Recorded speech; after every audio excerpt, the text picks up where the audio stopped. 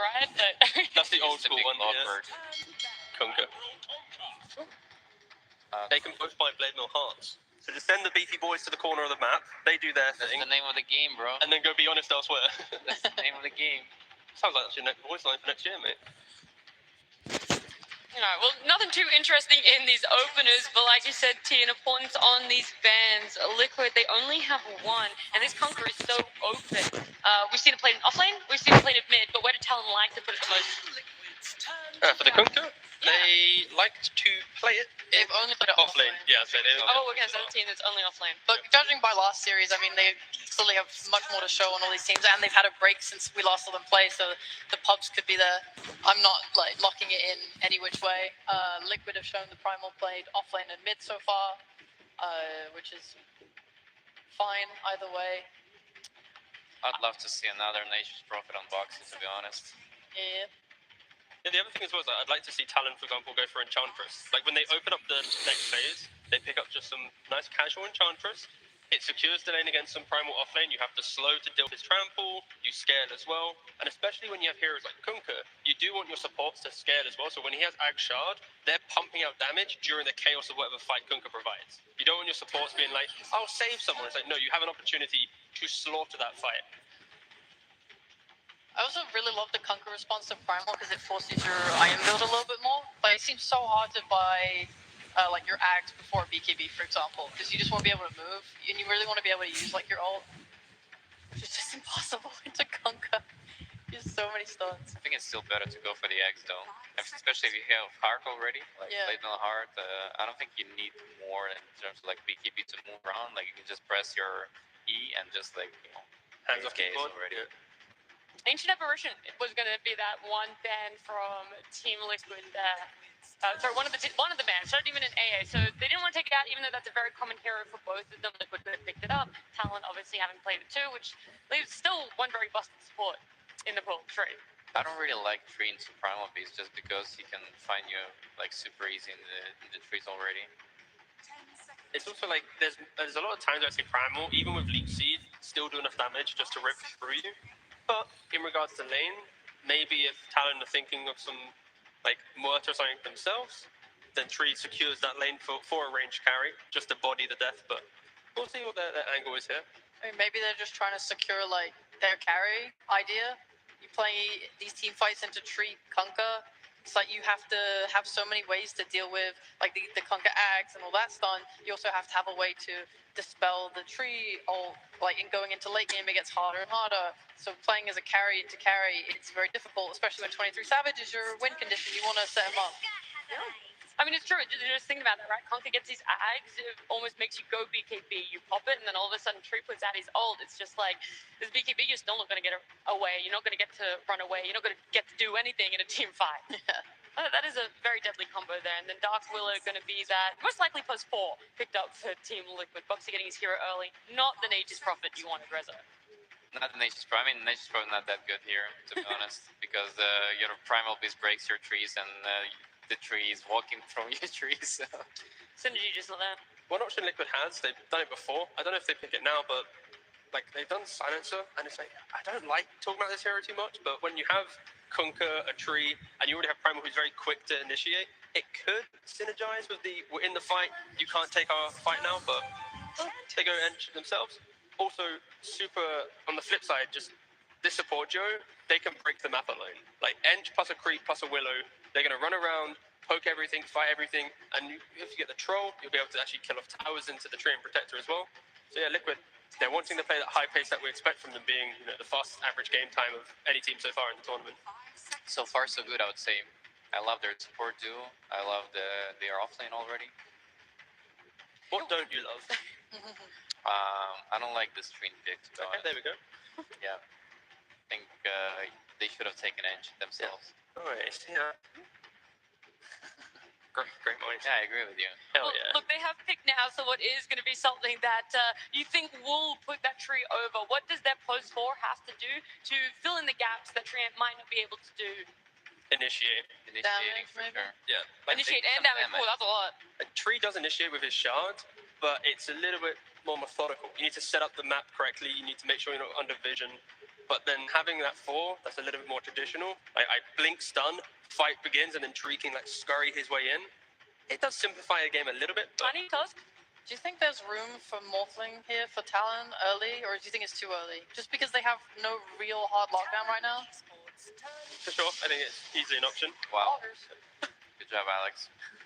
It's 23 Savage. It's 23 Savage. If you don't, you could just say Morphling. You and it's literally open this and you're just like, 23 Savage, 23 Morphling, pack it up, series is done, let's get on. It's like a 75% chance it shows up. You can just say it whenever you feel like Yeah, it. he wants to play Morphing every game. Exactly. I was gonna say, you say that, he's played 9 different heroes out of his 10 games so far in Road to the International. That's I'm gonna my king. assume Morphling was banned out, but you never know. My man's just branching out, trying to pick up some new heroes for himself. Yeah.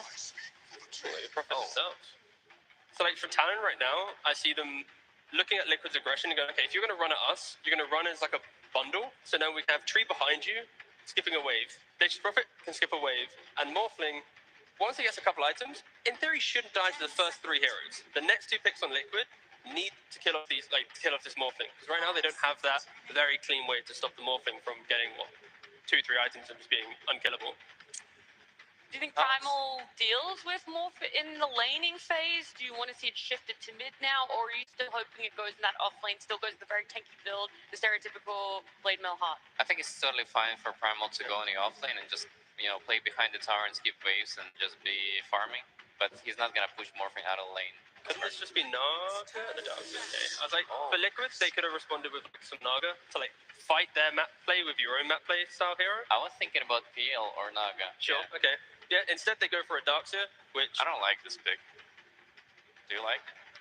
No, you have to explain why you don't like it. You can't I just say that right I don't there. like Oh, it this because, panel. because it already gives Morphling a free lane. Yep. It's not punishing him. Mhm. This is the first reason. Second reason, he doesn't have support to play with the shells. Like, so he's kind of on his own. And I don't really see a big reason for the wall either, because Morphling doesn't really care about the wall. You can just wait for him out.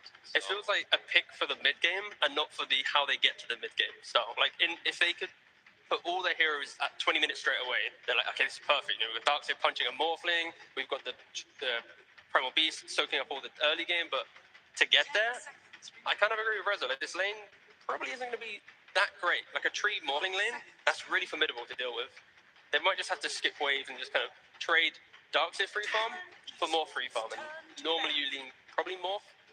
Yeah, but I think they can easily connect to kill this Darkseer who's skipping waves, because Tree's gonna set up, and there's TP from Furion as well all the time, and Morphing is just gonna come and wait for a minute.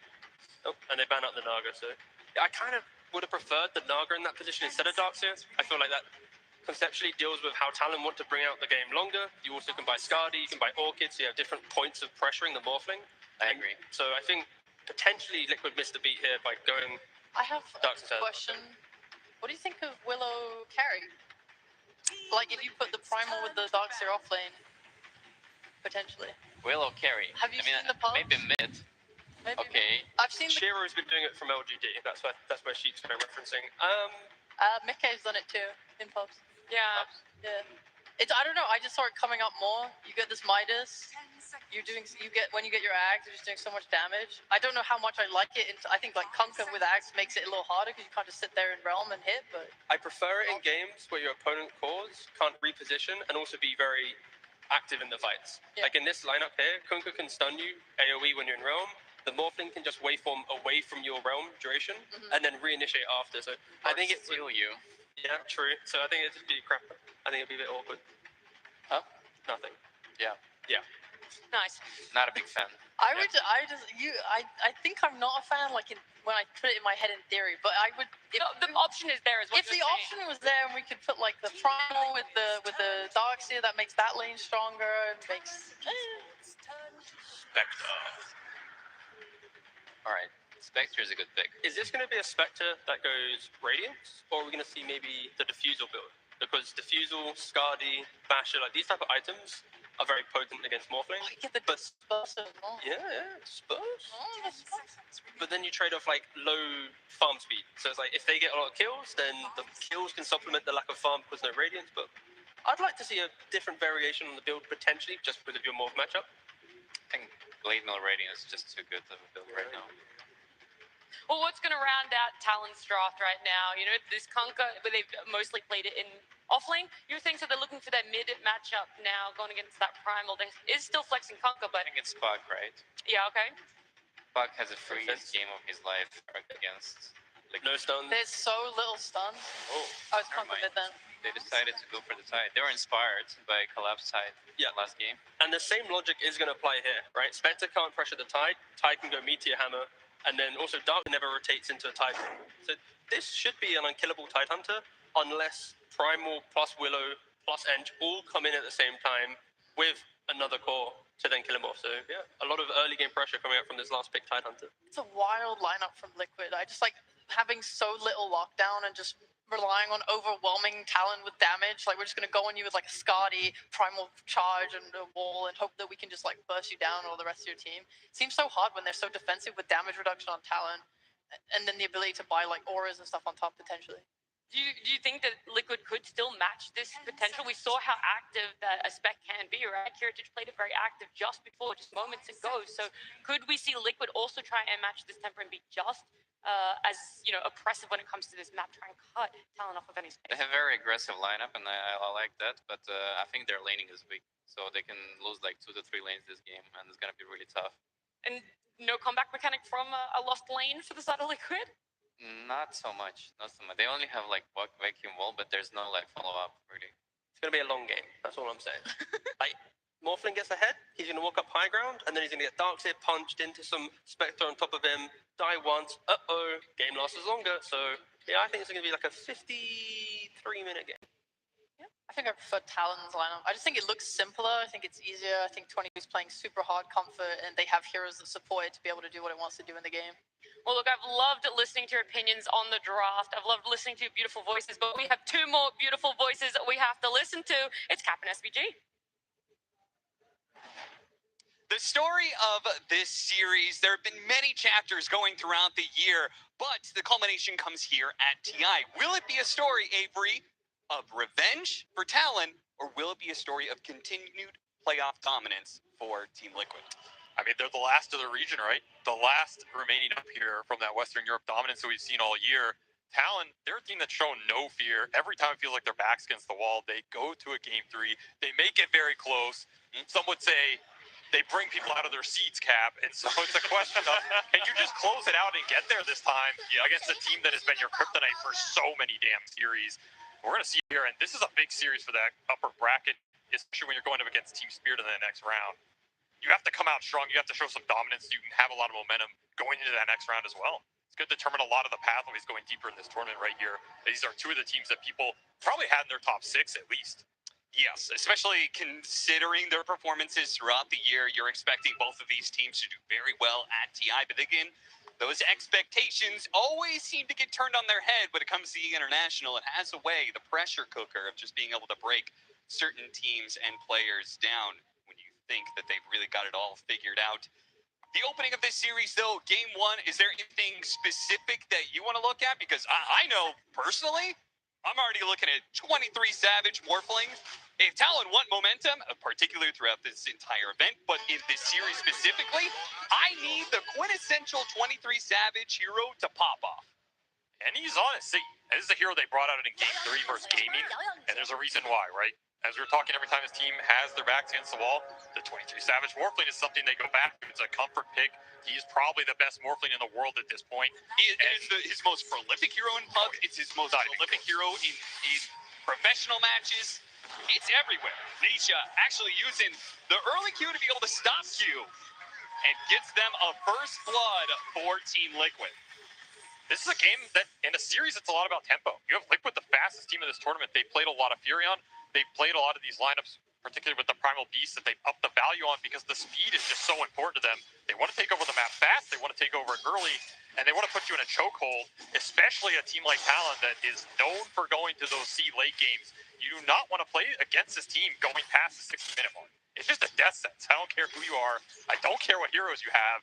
It's going to get wacky really fast. So if you're looking, this is another type of game. You have Enchantress, you have Primal Beast, you have a little bit of a Darkseer Bedlam combo you can throw on top of Nisha this game, and you have the new Haunt in terms of that Spectral.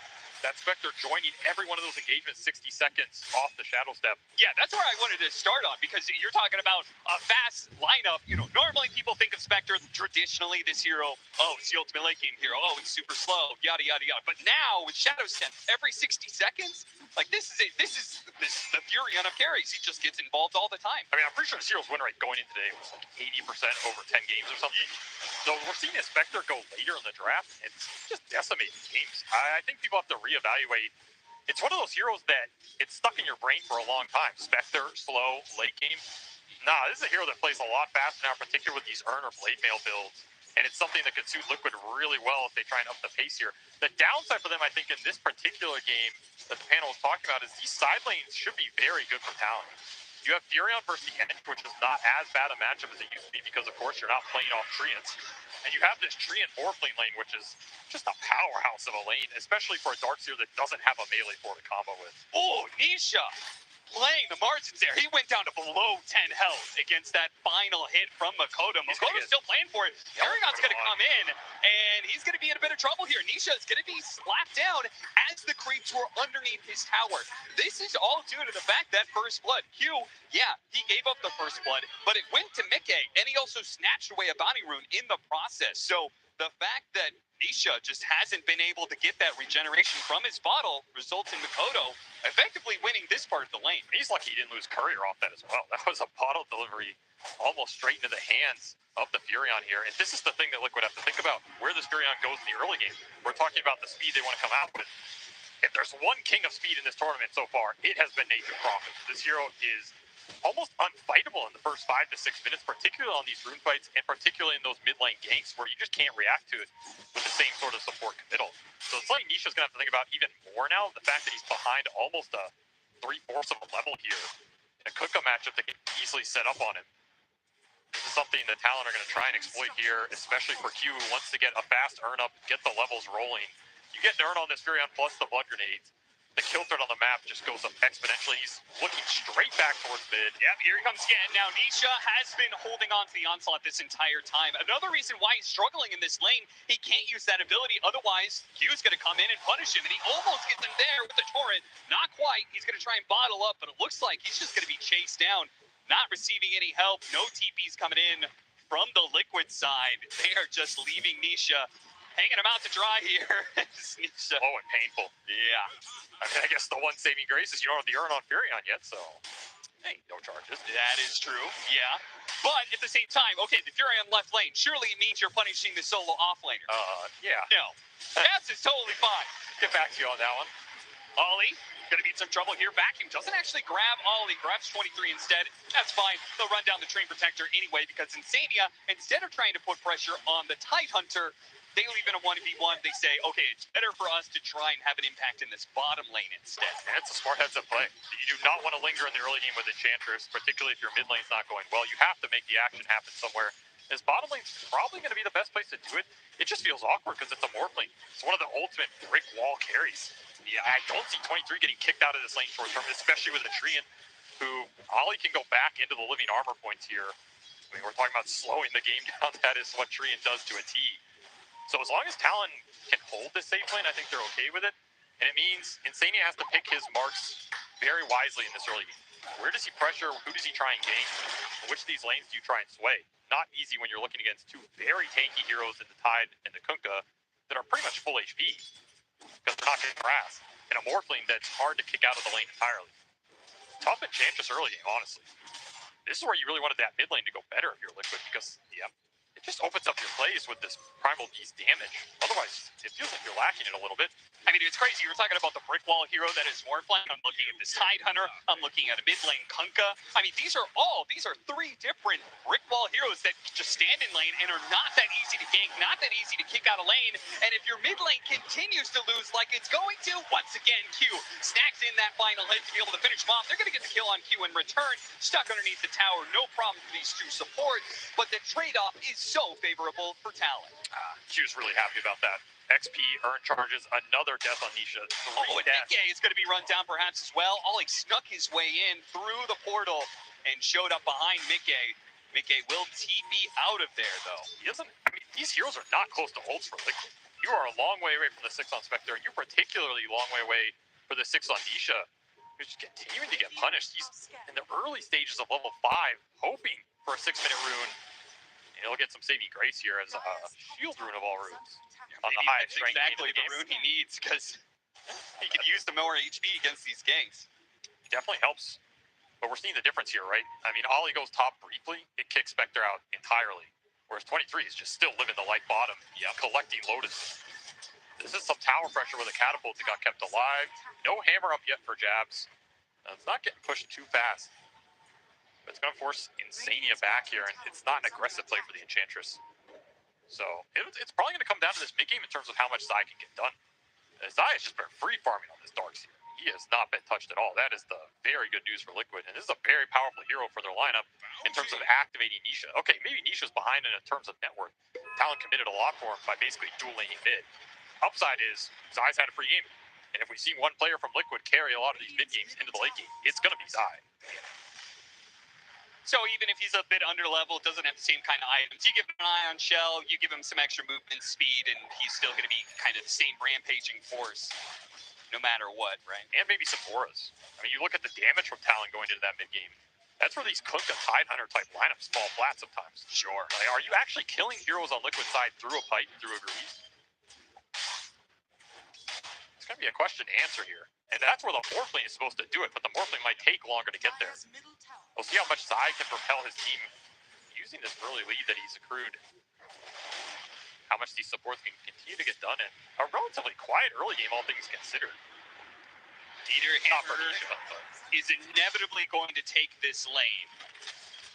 And Talon, I mean, this is what they're working with here. An early laning phase, like not quite net worth lead, but it feels like they've got more momentum, combined with the fact that they're getting better pressure on the towers. And they're also the team that holds their towers the best out of anybody in this tournament. Didn't even have to put living armor points to it yet either. Another rune, Nisha's way, however. The luck continues to flow. See if he can use this one. I mean, this is another really good Primal Beast rune. He has gotten his pick. Double damage with an Ion Shell 23 here. The certain amount of burst damage. Pops out, double damage, hits him with a stun, grabs him immediately, but he's already morphed into strength. It's too late. I mean, you have to force him off here. You cannot let 23 sit down here against a double damage Surge Primal. 23 is trying to hold on to his waveform, forced to use it now, and that's Mickey, who just hit his level 6, is going to pop up, and nobody from Talon rotates over. They leave 23 alone on an island, saying, okay, we're taking this top lane, we're doing some good farming bid. Sorry, 23. That's a good pickup for Liquid. Really nice that Mickey gets involved as well. Quick little boat for Insania, no level 6 yet. His heal, only level 1, and no ultimate does not stop that damage. So, 4-4, Talon eking out a slight lead thanks in part to that top tower that they've already taken. And Makoto already getting some swipes in here in mid as well. So it's going to be a lot about these tower trades, and if you can use the space, Jabs, he's going to try and give Talon a lead, just put this hammer to use. There's not a lot that stops unless you're willing to combine the cores and the Darkseer and the Primal. Look what they're thinking about it, actually. Yeah, they're just going to bring Zai mid. They do not want to give up another tier 1 this early in the game. So much space for Makoto to work with if it happens. It's a tough fight, though. There's a lot of HP to chunk through. Oh, this is going to be a rough one. Trying to kill a Tidehunter under the towers with the Ravage. He grabbed that. He couldn't get it off. Oh, just no love there from the Kraken Shell. Just not dispelling him at the right time. Got chained between disables, unable to get off the Ravage. Liquid do finally get a punishment on Jabs for all that pressure he's exerting on those towers. Just bring everybody to that fight. Shell on the Primal, Bedlam on the Primal, then you bring that Shadow Step in. I mean, that's a lot of surprise damage he was not expecting. It is also a pretty crazy large amount. Like Ion Shell plus the Bedlam. Still has level 1 Kraken Shell. It's not the tankiest, but 1500 HP. Well, Jab's not expecting it. Liquid will continue to combine their heroes here. It did take a lot of heroes and a couple ultimates to be able to bring down Jabs. At some point, isn't it just kind of like, okay, yeah, they did that, but like, don't you just go right back to it? You're like, well, I'm gonna take that tower eventually. You just don't have support ults. I think it's the one thing hurting Talon, taking a straight up tower push that's gonna result in a 5-on-5, because you know Liquid are gonna take that fight. It's not like they have to commit huge spells for it. Sure. You're missing Overgrowth, you were missing the Nature's Wrath. Now you have your Fury on 6. You're still looking for the levels on Ollie. Jabs is going to be spotted here. Nisha. Another power Find an opening. They have really given these power rooms away. Hitting at 23. Burst him down. It's done. Okay. Jabs comes out of the trees, and now he tried to help 23, but he's only going to be a victim right next to him. Surprise from Liquid. Nisha making these power runes worth everything right now. And they get the Ravage. On top of everything, to get that ult for free. And Big A thought this phase, we killed 2 heroes, it means I could stick around and farm some more. No, Talon will keep the pressure on. Nisha's going to pop out of those streets. They're going to quickly grab him if he goes into the door and try and chase these disabled to finish him off, and that's enough. Zai now showing up with the wall. Not very good by itself, but maybe with a little helping hand here from Boxy, they can get something. The Bedlam put onto the Darks here to help bring down Makoto. That damage is just enough.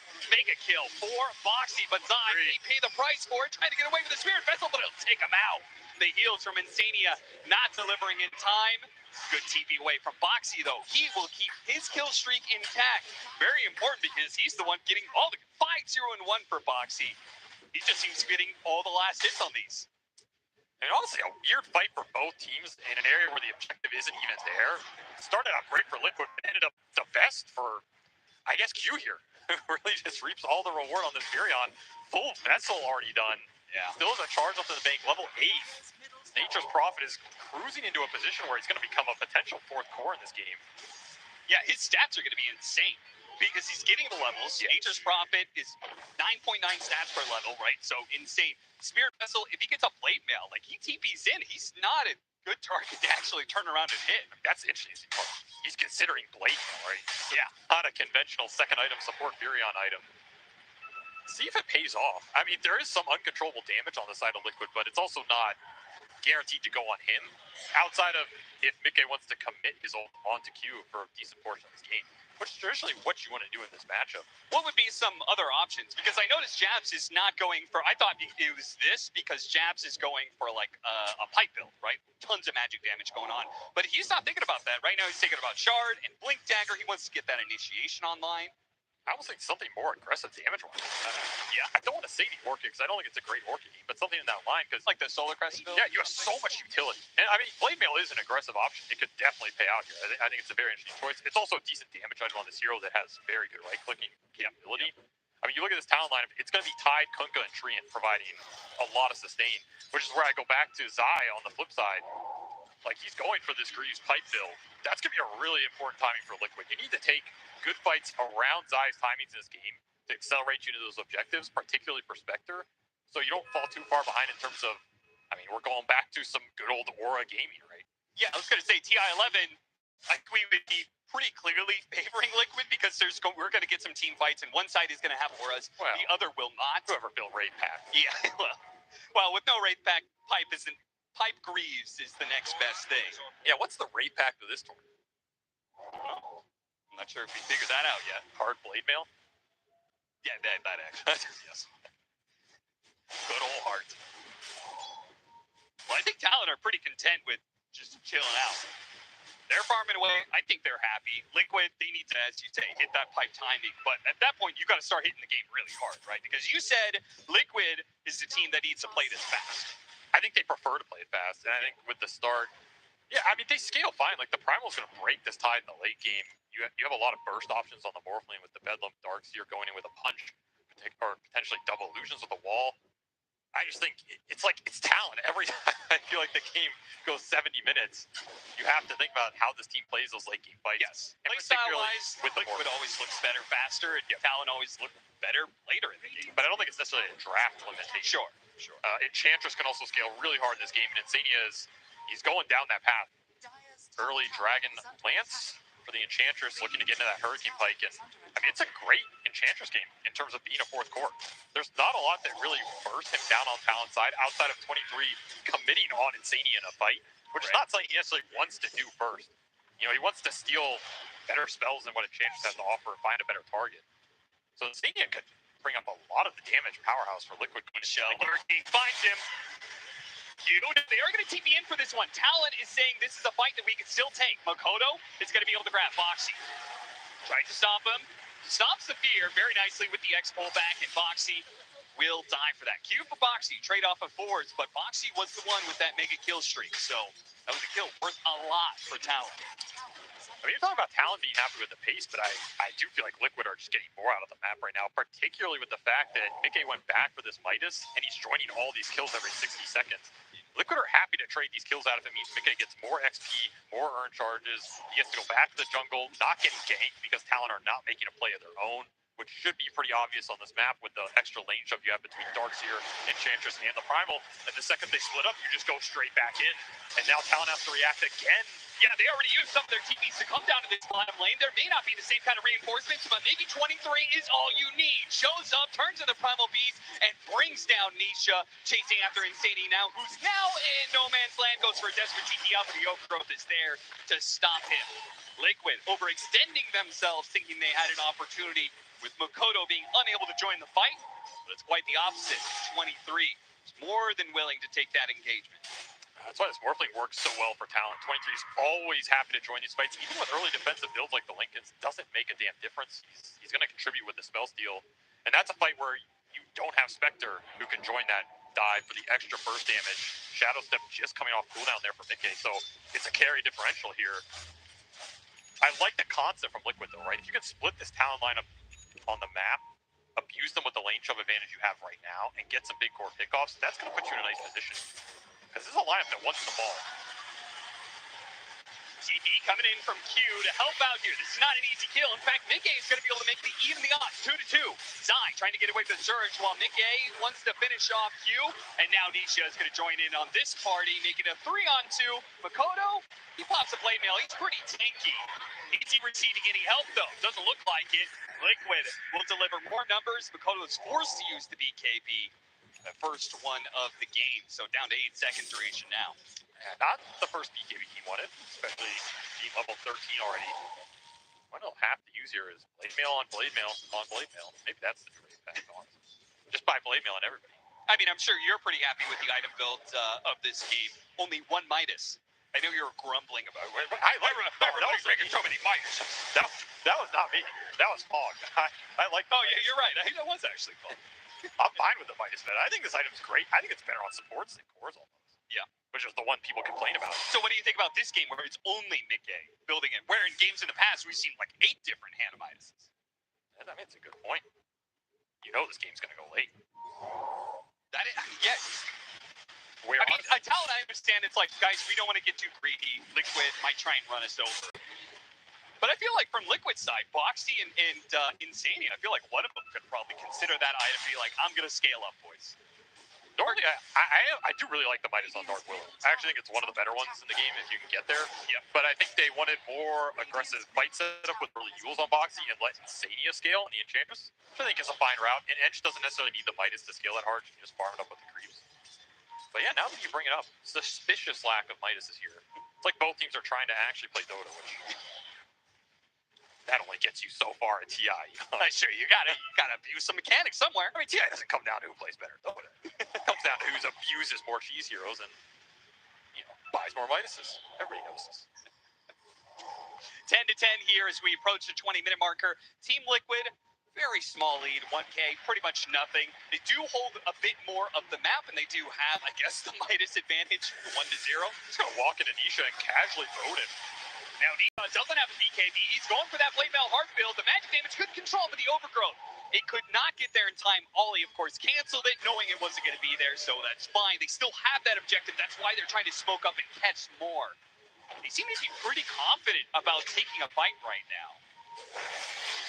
No vote to take this fight, however. They just burst down the train protector. At the same time, great Ravage. 23 shows up with the Primal Beast form. He got feared. Rumble, he got feared up, and he couldn't actually stop it. He cracked a shell, gets jabbed out of there, but he's blocked in by trees. Q is trying to make his own escape, but it's denied by Boxy. But they don't care about Q. They want the big watermelon. They're going to try and burst him into pieces here, gobble him up, and Nisha will take him down. Nisha just gets a free fight off of a weird initiation by Talon, just jamming the Morphling into the river. They get stuck in a wall. Sprout's not helping at all. That's the exact type of fight Liquid want, and like you were saying, Talon smoking it up into them with no vote. You know that Nisha has Arcane Rune because you saw it on that gank. That's just not a fight you want to take, especially when I feel like you were missing an aura item. We were talking about the utility coming out from Talon. Yeah. You're going into a Greaves type Darkseer at 20 minutes. This is an insanely farmed Darkseer on side. He is the top net worth in this fight. You don't have a single aura item on Talon's side yet. Jabs went for the shard, so you get an anchor here, but I mean, Liquid are happy to sit there and hold their ground. Yeah, Anchor's not going to do much when Liquid is. Yeah, I mean, congrats. The fight. Leashed. He's happy to be leashed. That's where he wants to be. It's just, there's not the firepower in the 5-on-5 here. Talon underestimating maybe how farm Zai is in this game. Yeah, he is 210 CS here on the Darkseer, plus a Philosopher's Stone. And this is definitely the fight that kind of breaks open the game now, because we win that fight, okay, you get the little bit of net worth lead if you're Team Liquid. But probably the bigger prize is they were just able to take Roshan with that. So now they have a second life on the Primal Beast, and he has a heart. So this guy is hard to bring down. Nisha's just going to be running at you. Yeah. And Talon, well, they're going to have to do something to be able to... They need the next set of items here, right? Some form of control or an aura to help 23 in that fight, or at least the next Morphling item. I feel like you're in dodge mode if you're Talon, right? A little bit. I mean, that was the big timing for Zai to get Nisha back into a dominant position and also get that objective acceleration that they can't get without the Darkseer winning that team fight. So now you have an Aegis for 4 minutes. You can play really aggressive here, and the beautiful thing about Spectre with these types of lineups, you put the Aegis on somebody else, it's not a carry that needs it. They can start the fight, they can tank all the spells, you just come in and clean it up if you're Mickey, and you're going to be really happy farming the dead portions of the map while Nisha looks for the open. Yeah, you can take a lot safer farm as Spectre, right? Because you have this global ability to join in fights, and as you say, you don't have to be there at the start. You can just clean up, be the janitor. Everybody knows the janitor is the most important part. Yeah, absolutely. 10 to 13, 4,000 net worth lead now for Team Liquid. We'll see what Talon's response is to losing that last fight and the Aegis that they're now matched up against. I don't really see any big items coming in for them just yet. As you said, they need the next round, but they're not coming in anytime soon. Makoto, it's going to be found here. BKB should be able to just walk it off, but Liquid, you know, they're like, okay, we took BKB, is now on cooldown. That just gives them more momentum, more courage to be able to take any fight they can, any pickoff that they see, like Q here in the top lane. Zai, he'll throw down the wall just to slow him down. See if the TP comes in. The vacuum's going to stop that TP, and now Boxy's here to be able to ensure there's follow-up to Sables. Man, look, it's starting to take over this map right now. Talon just in stall mode, but the longer you stall this, the more you also fall behind on the support scaling. As you have a Treant, and Treant, he does a lot for you in the early game. He wins you your lane, he controls a lot of the early flow. Sometimes you fall behind on farm this hero, and you have 2 supports on Liquid side, in the Dark Willow and the Enchantress that are going to pump out a lot of damage here. Yeah. So every time Ollie doesn't get to join any of these fights, it feels a little bad for Talon. Liquid just getting objective after objective with this Aegis. Another 2 minutes still left on the clock here, looking towards BKBs. What do you think about the new Ags on Morphling? I mean, I think it can be good. I think it's interesting that he's going to third, because a lot of those games that we watched 23 play, he doesn't opt for the early Ags. Yeah. He's just going the right click carry build. Yeah, like, is it... I was thinking about it, I was like, is that good versus Spectre? I don't think so. Not really. I mean, he just wants more spell action in the game, I guess, but it's not a... It's honestly an Ag that can sometimes be very hard to use in the fights, depending on how they develop in terms of initiations. Yeah. I feel like it almost make more sense if Big A went like a Radiance round, you know? Yeah, maybe. But he's got the Manta Diffusal Blade, very single target focus. It's going to be tough for some of these supports, particularly Q. Might have the roughest time here. 23 uses the waveform here to try and farm this hard camp. Could be in trouble. Run over by Nisha. Try to get him with the fear. He does manage to get off the Shadow Realm. That'll bail him protect him out for a serious amount of time. Pops Manta, waveforms away. Great morph there from 23 that keeps him alive and might even be able to get a return kill here. Boxy self-fuels to dispel some of this. Nisha comes charging right in, trying to protect his support as best as possible, and Jazz may be trouble. He just does not seem to be tanky enough anymore to deal with the Primal Beast. And this is before the late game break comes out. So if you're Jabs, you are not feeling too good about your frontline capabilities in this game. Just getting dragged through these zone control spells that are not your friend.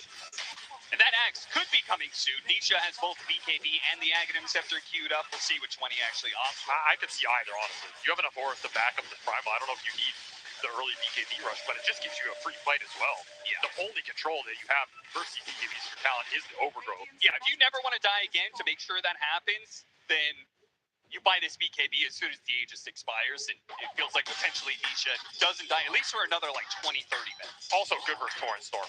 Yes. If you think the Ags on Makoto is going to come out in the near future, then BKB is your item of choice here.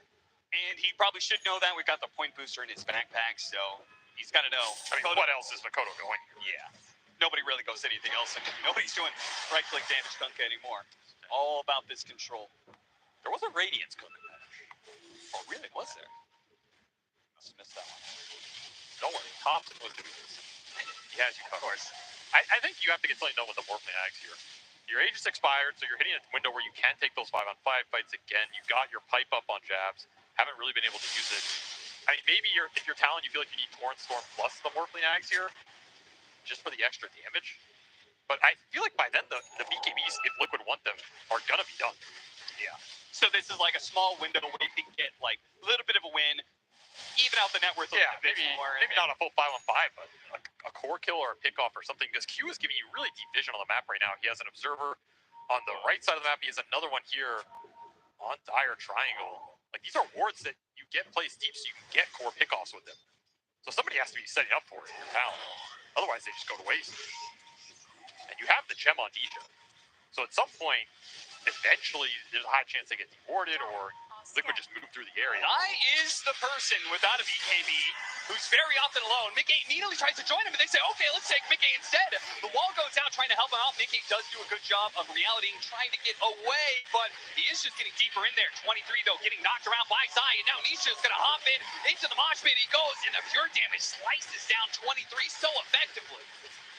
Just can't get anything going in the fights. Liquid playing the map way too well and not giving an even footing to Talon. Continue to struggle here to push in this late game. 10k gold lead almost for Liquid. That Aegis did a lot for them. And now you're going to see the Ags do very much for the Morphling? I didn't really see it. I don't even think he did anything. Yeah. Troublesome for Talon. Another preview.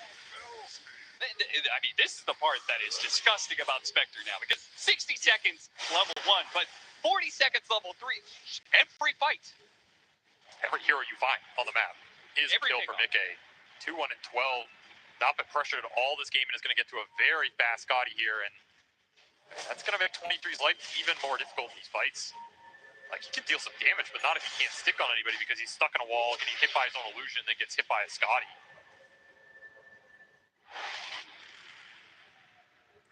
This gem is also going to dissuade Ollie from, ratting this game out as well. Yeah, that's a rough one too, because that's the one hero that I don't think you can ever pick off.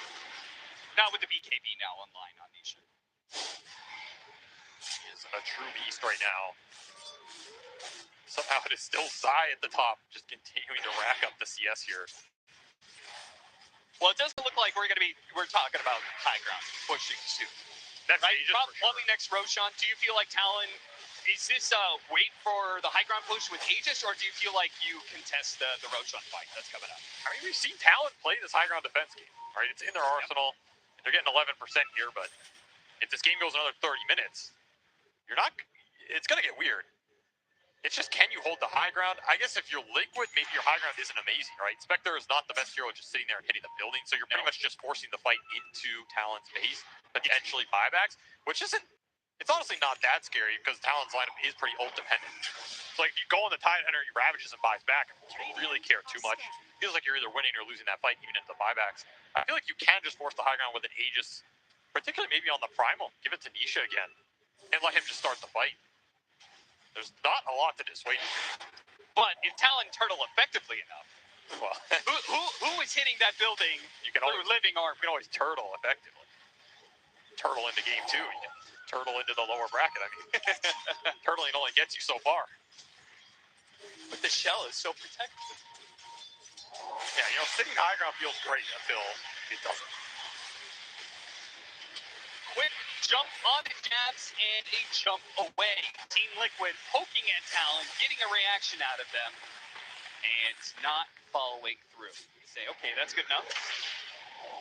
I mean, honestly, that is one of the reasons I think Talon have consistently gone back to the Tiny and the Tusk for Q. You're talking about stalling games. Displacement is one of the best ways to stall games, and those two heroes have oftentimes won them these late game scenarios. That's where their high ground defense, we're looking at it in this game, right? It's just around the ults. I guess your one displacement is, this tidal wave. Yeah, Makoto's going to have to provide that for them, but it's not nearly as good. Just get a refresher and just triple tidal wave them into your fountain. Yeah, with the title storm going on, yeah, no problem. The second row shot is up, by the way. Team Liquid are doing it. Talon are not contesting it. I'm sure they're well aware this is going on. They can scan out there, but as you can see, they had zero idea of we just can't take this fight. That's fine. Let them try and break us on the high ground, and do give the Aegis to Nikkei. Yeah. So they're going to have to let him probably siege it up. Or I guess you could still just throw the Primal in and jump in with Nikkei as well. I mean, either is a pretty decent choice here. The Spectre Aegis is probably just too tempting because, double the HP with Dispersion is pretty nasty here. I mean, that is a note, right? They do not have a way to be able to break this Spectre. So this much HP and a second life, you can't sit there and hit that tower for a very long time. Another reason I think this hero's had a tremendous win rate in this tournament. If you get Spectre later in the draft, where you can see a lot of the cores committed, who's buying Silver Edge on Talon's side? Who's really dealing with Spectre in terms of the man fight? I don't see it. Ollie. He was out there. I mean, him and Q are going to be out there deep on the map, trying to get vision, trying to cut some waves, do these sorts of things. Eventually, they're going to be found underneath some sort of sensory ward, maybe run a Nisha with that gem. This guy's going to poke 23, and 23 does not want any of that. Looking for his own BKB, so doesn't want that smoke. I guess all that's left for Liquid at this point, I feel like the only thing they're really waiting on is Aghanim's on the Primal Beast, right?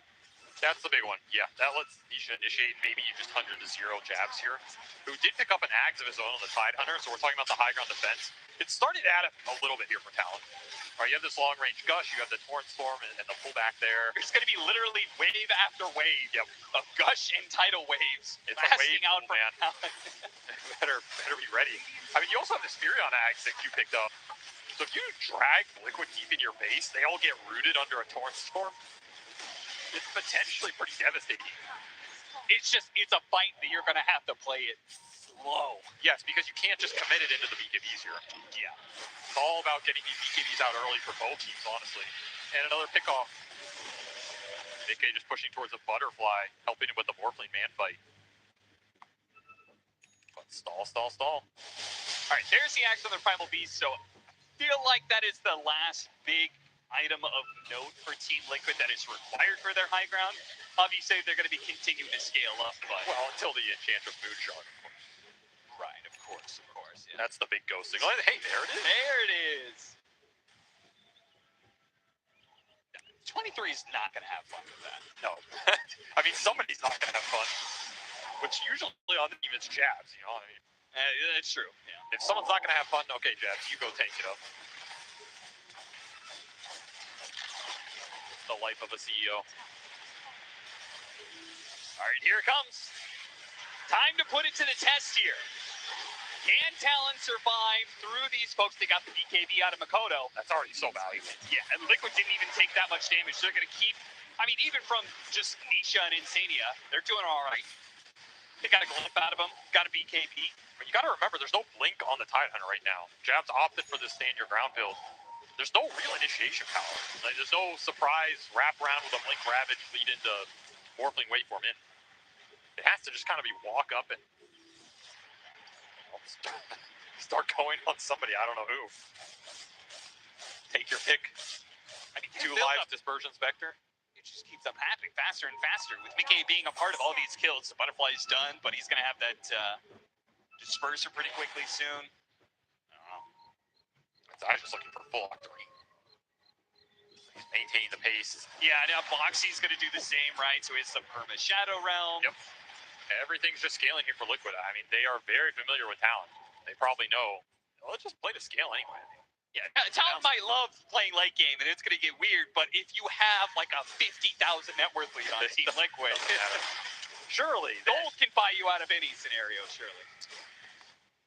Absolutely true. That's why Q's out on the map. That's why Ollie's out there constantly. They may be getting picked off sometimes, but somebody's got to be out there finding farms somewhere. You can't just all be sitting in their base forever, otherwise you're just going to fall too far behind in net worth. It's the old Furion farm. You remember that? Basically, yeah. It's back. Only took a couple of years. And he's going to be going for the Silver Edge. That's going to be a long time coming. Yeah, I guess before we get that's the your break Silver Edge mechanic. builder. You gotta build what you gotta build, right? Well, Boxy goes for the Wisdom Rune, and he might just notice that his Ancients are being taken. Immediately. Oh, gotta get out of here. All right, well, a wasted ult here. Victory for Q. Though I will say he has not gotten many of these Wisdom Rune steals, which is something you want to see with the hero, right? Because otherwise you do fall behind in XP. Another poke on Chad. Couldn't yield anything. That's one of the big differences of this game. You look at the experience on Talon supports compared to Liquids right now. They're both 4 levels behind. Yeah. That is what map control does. And that is why scaling supports are so nice in this meta. Because if you just choke the enemy out, you're getting all these Wisdom Runes, you're farming all these camps. I mean, you just get to a point where you have 5 cores. Yeah, I feel like a lot of times when I'm looking at lineups, yeah, like, okay, hard to carry, that's one note. But it's not even necessarily about the other cores. A lot of times it's about how well does that board position scale? Or if both support scale, then hell, even better. And in this case, Team Liquid, they're going to be very content and confident. Confident enough, in fact, that they don't have to use the second Aegis. Maybe the high ground push comes with the third Aegis, or the fourth. We could be in for a very long farming session here, Avery. And you're telling me a Talon game is gonna go late? Yeah, our time in Southeast Asia is definitely well prepared us at this moment. Yeah. Never would have seen it coming. Finally, they smoke. And Talon decide enough is enough. They will not wait for 23's MKB. Mickey immediately jumps on a jab just like all the times before. They don't want to go on him though. Yeah, it is tough to bring down this Spectre. They're trying to get Liquid over, send perhaps Anisha. He'll apply, jumping right in there. But again, another target they simply don't want to go for. Trying to bait them in deep for this Ravage, but I mean, Jab receives. Oh, he tries to go for the Ravage, but it's not good enough. And now the shots, the rainbow shots out for the Enchantress raining in. Jab's going to be punched to death. Die. I mean, the damage will eventually come in. It's just a question of who else is going to be joining him in the Pierce. Makoto is forced to use the BKB, and they don't have anything to pierce that one. Losing 2 on the side of Talon. They took about 5 steps outside of their base, and it immediately goes all wrong. This is why they were so hesitant to do so before. No buyback on Jabs, no Ravage even to be had it. Should be multiple lanes here for Liquid. Heroes are way too tanky. Liquid have been playing impatient, just waiting for them to make a mistake. When they finally did, they're going to take a lane of bears. They're going to take even more. Makoto dies now. 23 going to be in some trouble. The BKB protects him for now. They'll be able to get back to the bound, but Liquid, they can die in tier 4s and it doesn't matter. Have to where everybody be up here. How the game's still going to be going by the time your Kunk goes up? Yeah, at this rate, the way they keep on losing heroes, it's not going to be a lane of bears. It's going to be okay. There's some damage. 2, 3. I mean, this Shadow Realm it does do some work here if 23 can get a full round off. Yeah, there's obvious tags answer for the Morphling. It's just how is he going to be able to catch Boxy to turn into the. Get the jump in, he's get those shots from the Shadow Realm. Torn comes up, back in with Nisha immediately with the follow up there. This could be the killing blow as they grab that Kunkka, slam him down, but it looks like maybe they're running out a little bit of steam here. Now he's getting pulled in. Nisha still, he held on to his BKB and he's getting out of there. Meanwhile, the buildings are dying on the side of Talon. They can't exchange buildings like this, a full lane of bears just for a BKB. They've got to get a little bit more. 23 is going to try and get something for the Yule Scepter. It stops him almost immediately. And the first damage is just too much for 23. 23 knows he needed something there, and he just gets met with the stone wall that is this Liquid lineup. And every answer, there's just no room to operate. Yeah, that is a very convincing game 1 from Liquid here. As was not the fastest game for them in the tournament, but very methodical, right? And I feel like if you look at this game as a whole, it's just Zai. It's Sai with an incredibly free laning phase on a Darkseer. He doesn't have the greatest combos to play off of, but it almost doesn't matter. The Grease pipe timing is way too strong. There's not enough damage to go through it. You mess up one or two of those fights, and suddenly you're stuck on a map where you can't take the final 5. You're getting picked off by Spectre. What's your game plan? Stall high ground and go late? Well, didn't work out. No, it didn't. The Morphling, we had that Aghanim Scepter. We saw, he was going to try and turn into the Dark Willow, try and put some damage out that way, or turn it to the Primal Beast, get some break mechanics going against the Spectre. But it just, one time he turned into the Dark Willow, and this time he turned into the Primal Beast at the end there. It just really wasn't working out for them. It's just Down. not a 23 Savage Morphling game we're used to seeing. No, 5, absolutely not. pretty much gets shut down. He finds the net worth, but no real team fight impact past, I think, the first fight around the tier 1. Congrats. This is not what Morphling's supposed to do. So Liquid prepared for Talon here. They get this Primal Beast, which I think should be the hero going into game 2. You're thinking about a lot because for both these teams, Primal has decided a lot of their openers, a lot of the tempo, and how much damage you have in those early game fights. Yeah. Well, that's definitely going to be hurting Talon's confidence going into this. I mean, on such an important hero for them, like the Morphling, for 23 Savage, they hear that he's like literally 66% win rate when it comes to these professional matches. Game 1 against Liquid, a team who has had their number for much of the playoffs.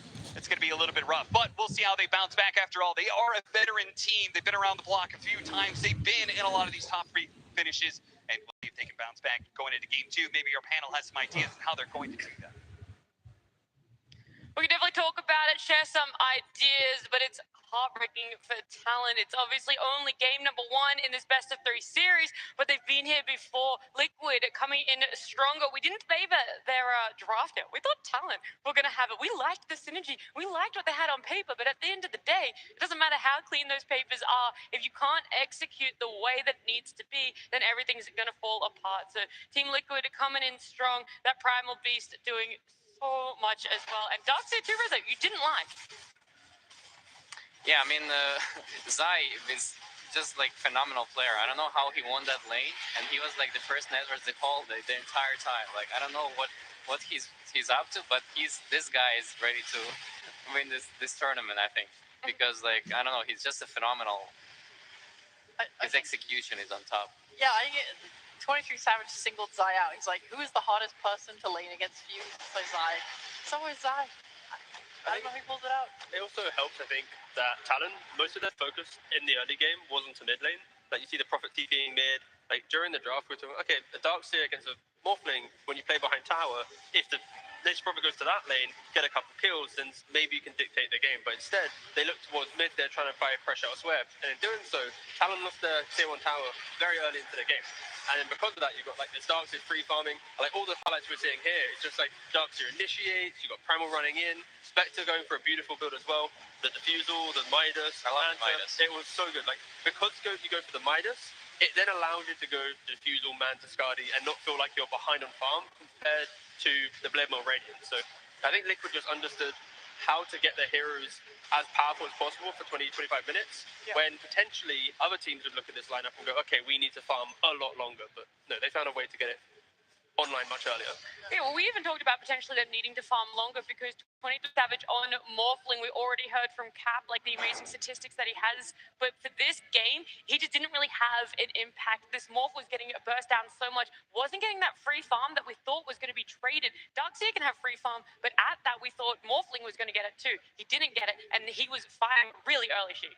I thought that their game plan was that Morphling would hard farm while the other 4 sort of held the map because they were defensive, right? You have the tide and stuff again.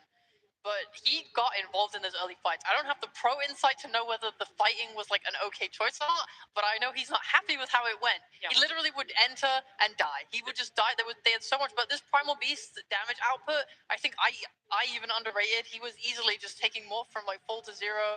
They had more than enough to just instantly wipe him. It's more like you don't need stuns if this Morphling is wave forming into you and then just exploding, which is what happened at least twice.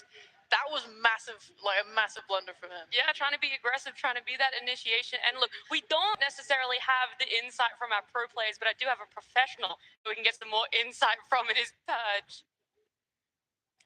Thank you, Nat. Yeah, we want to look at the laning stage because it is a very important phase of the game. It looked very one-sided at the end, but the MVP, I think, in the laning was actually Makoto. It seemed like there was a lot of pressure that came towards Nisha, but Makoto did almost all of this by himself. It was a lot of right-clicking of the Primal Beast when there are opportunities to do so.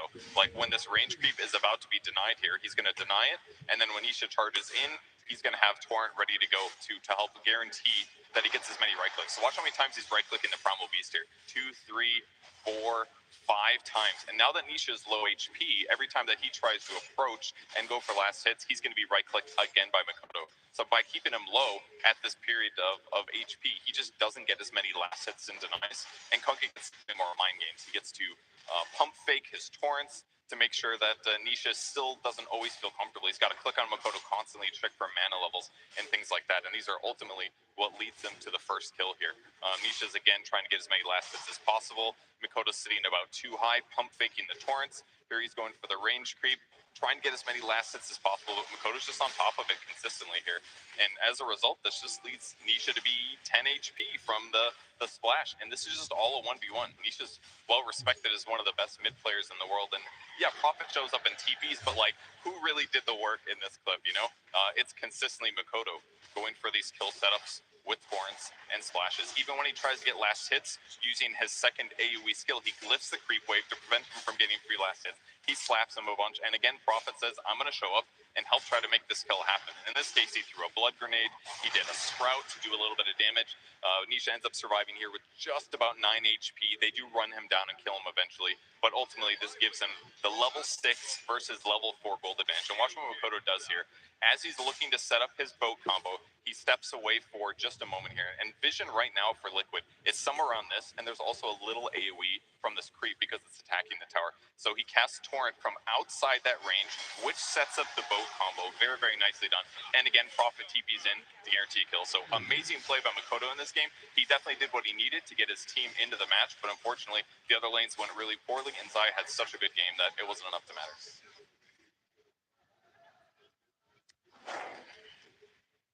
We're counteracting that. It's so tough when you come out on lane. I mean, Makoto putting in the works. One of the players that you guys wanted to highlight when we came into this series, and like Coach said, it just wasn't enough, which is unfortunate, but don't worry. We have so much more entertainment just outside of the Dota for you guys. We have Slacks and Tsunami. Hello, everybody. Yes, that's right. Crowd, are you awake right now? Ah, they're alive and well. Now, we just had our Talon Liquid Series Game 1 here. Do you see any Liquid fans out there that might want to talk to us? Any Liquid fans out here? I see one right there. We got some Liquid fans. Let's go get them. Liquid fans, how are we doing here? Now, this is a tradition, Mr. Tsunami, that we do at TI. As the players are right over there, they can hear you. And this is their moment after this game for you to get in their heads a little bit, you know, give them some advice. Any advice out there to a Liquid player? You guys got this. You're doing amazing. You guys are going to win this TI. Just show up, play your best game. That's all that matters. Ooh. That was a set speech right there. That was pretty good. Mr. Tsunami, do you see any Talon fans here? Any Talon fans out here?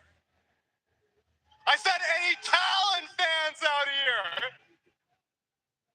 Okay, fine, I'll just scoot right over then. Hello, friend. Is history gonna change for once? We have seen Talon fall to Liquid time and time again. What could you tell them to change the course of this timeline? Nobody beats 23 Savage 21 times. No one beats 23 Savage 21 times! Let that be a lesson for Liquid fans!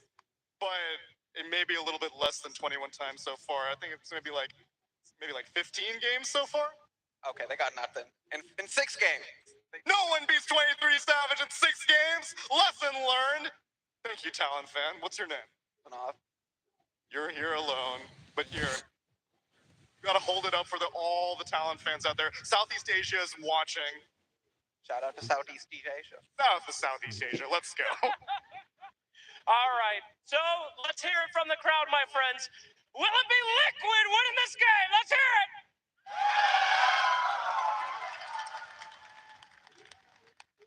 Or Southeast Asian fans, this is your moment. Will it be Talon? There we go. Only time will tell, but you know what will tell you things? The panel, probably. Back to you.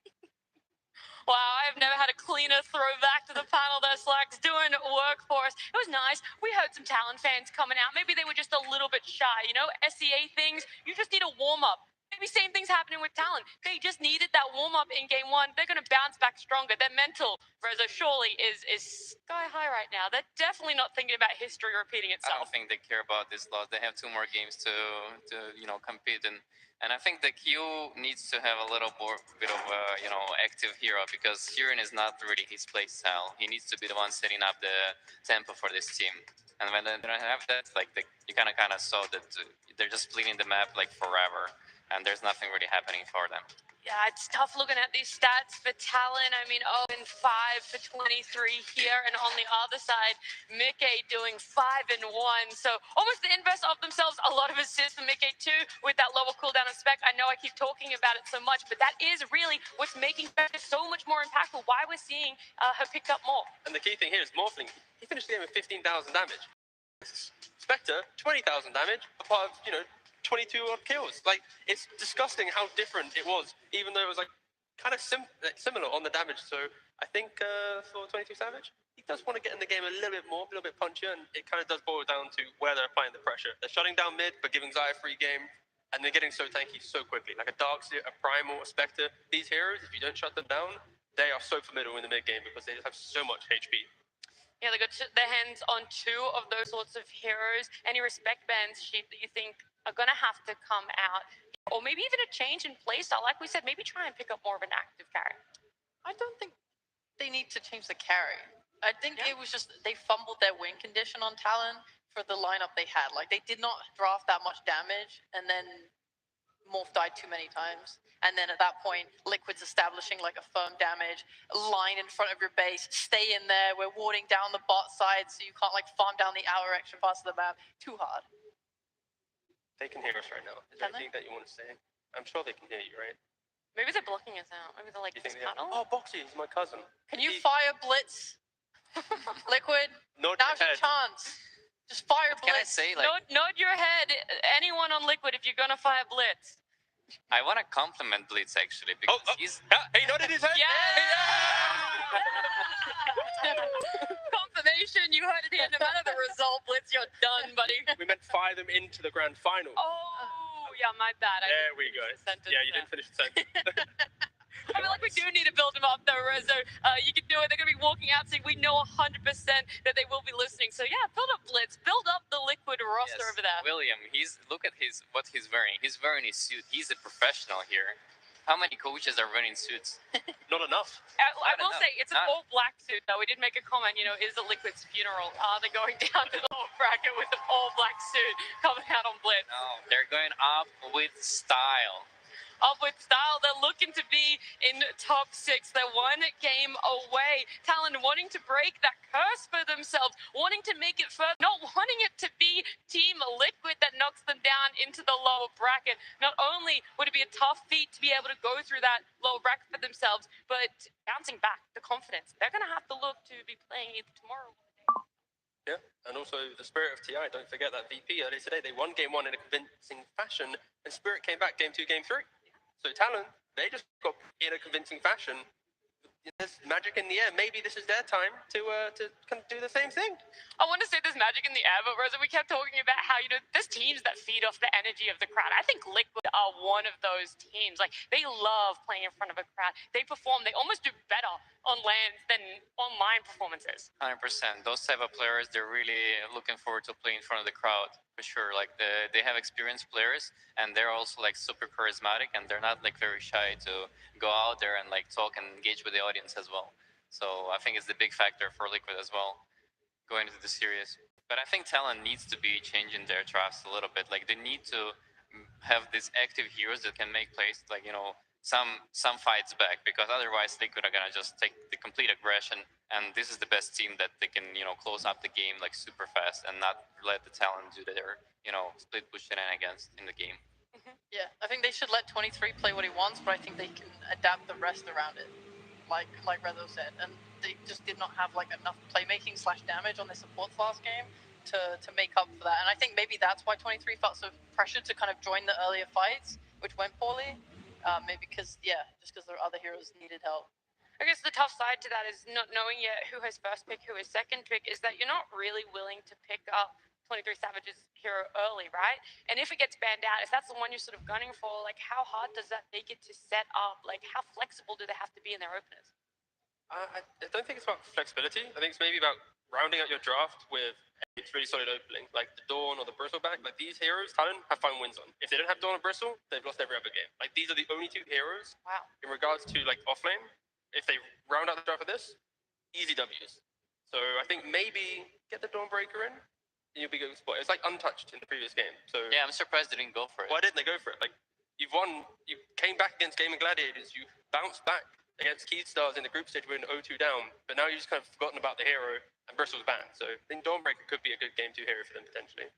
I also understand trying to try something different. We did harp on a little bit too much about 23's morph maybe, but Jabs' Tide definitely didn't have the impact anyone thought it would. A lot of sort of wasted ultimates there. So it's really tough, but the good thing is it's a best of 3. There is going to be a game 2.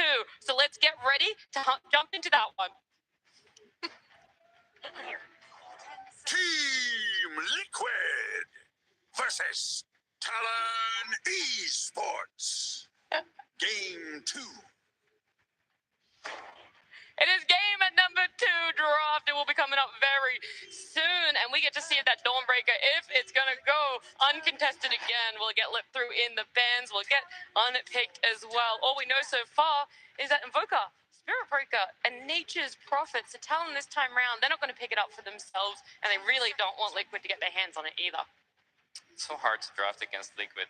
Like, I don't really know how to analyze their draft because there's always something new coming up. You know, there's like some Darkseer idea that's coming up, and you don't really see the idea behind it, but they make it work with the Spectre and Primal Beast, go in front, and Zai has been, he just won the lane. He was not supposed to even, so they know how to execute their heroes well. All throughout the year in DPC, like every time we interviewed them, it was always the point where it's like, when Zai gets his hero, he has free choice. Like, there isn't as if they're going to Zai, like, we want you to play this hero. It's more, okay, it's your pick, what's your feeling on the game? And, sometimes Zai can suggest a hero that isn't the best, but I think 9 times out of 10, he's often hitting the beat of finding a way to just break the game with his hero choices. And yeah, because he has so much experience. Yeah. That these ideas, he has them within him. Yeah. So what's surprising is Nature's Prophet and Tree being banned out by Talon, but that's what they picked for themselves last game. yeah, Yeah, but Primal's gone this time. I'm not sure about these Talon bans. Like, what are they for? Yeah, it feels like they're just banning themselves out, right? Banning themselves, yeah. He kind of I don't lost. even think Liquid wanted those heroes.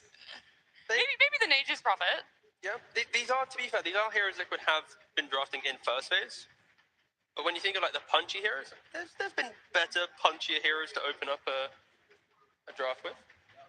I imagine it's just, if they have first pick, they want to pick something in mind, and they want to get rid of these heroes to give themselves a better game. Like, maybe they don't want Tree first pick. Maybe they want something else. So they have to get rid of Tree so they can first pick their hero, and then Liquid can't take the Tree. Yeah. Why do I think there's a Shadow Demon ban? Like, I often see this ban first phase, but what is it for? Like, what is it preventing from picking? The Bristleback, right? Oh, they don't have first pick, so... Or maybe they think that Talon can't first pick Bristle, so if they ban Shadow Demon, maybe Talon have to pick something else, and then they get Bristle. I think it's also Ollie has played it in groups, and leading up to this as well, it's just a hero that he is comfortable with. So it could be this counter, along with being an Ollie comfort that they're like, okay, this is a +5 is actually really impactful. There it is. Where's your Bristol? Well, they took out the Bristle counter, so... Are they gonna answer with Viper? Of course not. I mean, Primal's gone, that's the best break. I think Phoenix is, Orange and Aberration. I think those two are the best. The good thing here with the AA pick for Liquid is they can still pick some Earth Spirit, some like simple setup, and then you have the high damage of Magnetize, plus the setup, so then AA is hitting the easy Ice Blasts. We are seeing some +5s look to go for Blink Dagger at like the 30-35 minute mark, because with your shard, you blink in, you always know you can hit that mini stun, plus connect on that key hero, and then you kind of your job's done to some degree. But yeah, I think it sets up for the pairings that Liquid have been running quite a lot so far throughout the group stage. I mean, one of those pairings, Chaos Knight already taken out. What else do people normally like? It's that Wraith King Wraith sometimes as well.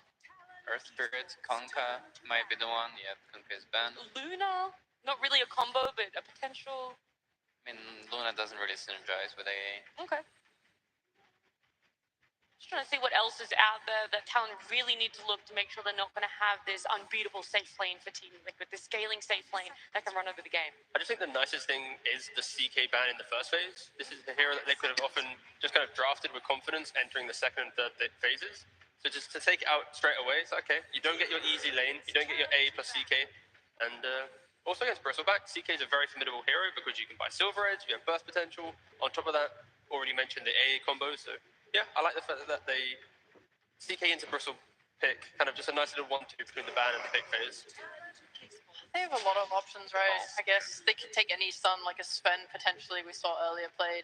I think honestly, more than the carry, I really like seeing other heroes like Axe having been picked up against Bristle, because as soon as you get that call, which compares to even BKB, it's like he just turns and then you just kill him. And as long as you have any carry with damage, you can achieve that. Same with Legion Commander, right? Yeah, Legion's great too.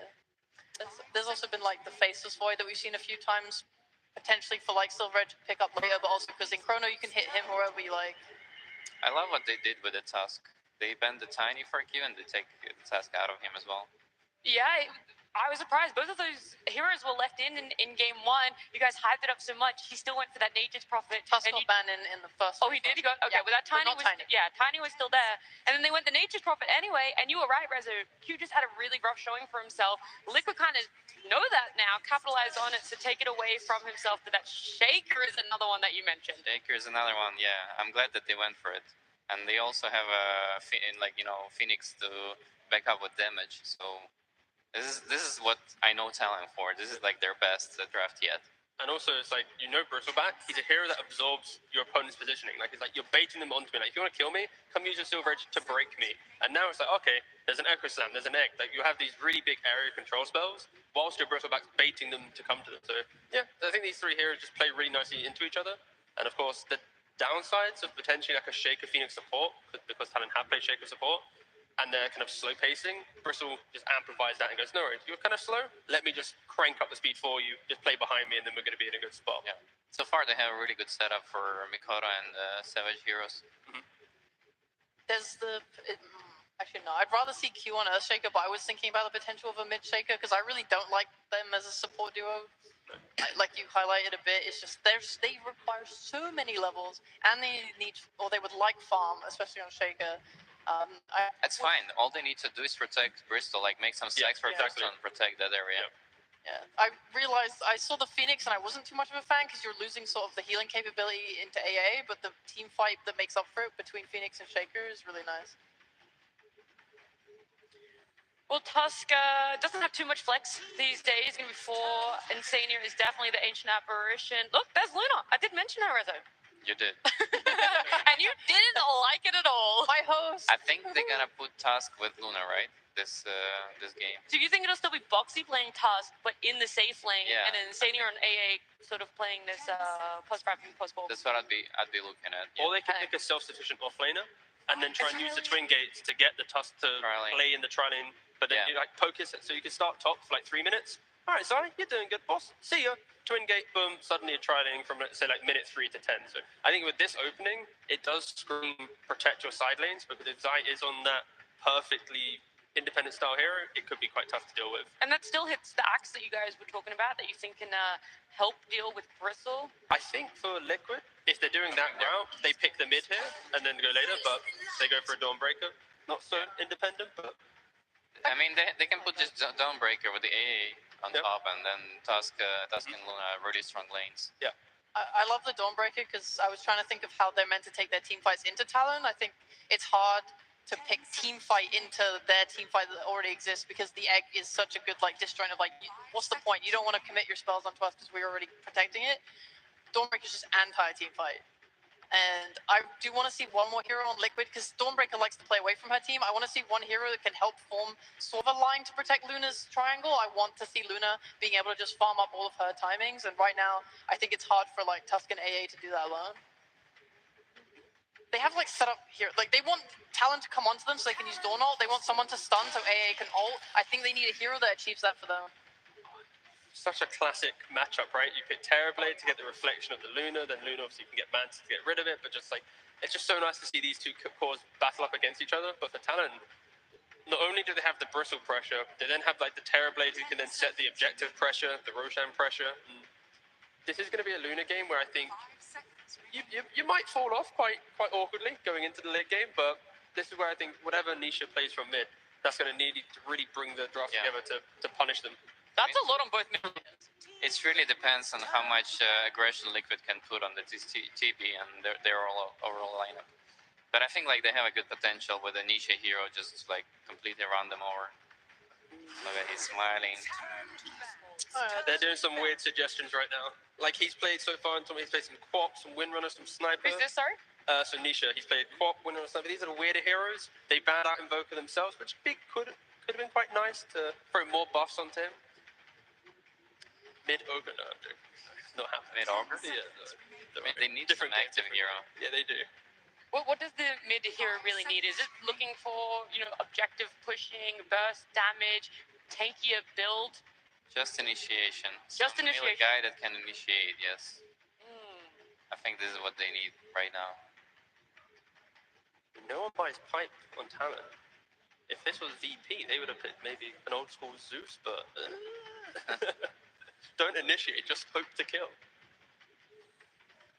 They're taking a lot of time for Talon thinking about this last ban, what really could bring all of Liquid's draft together.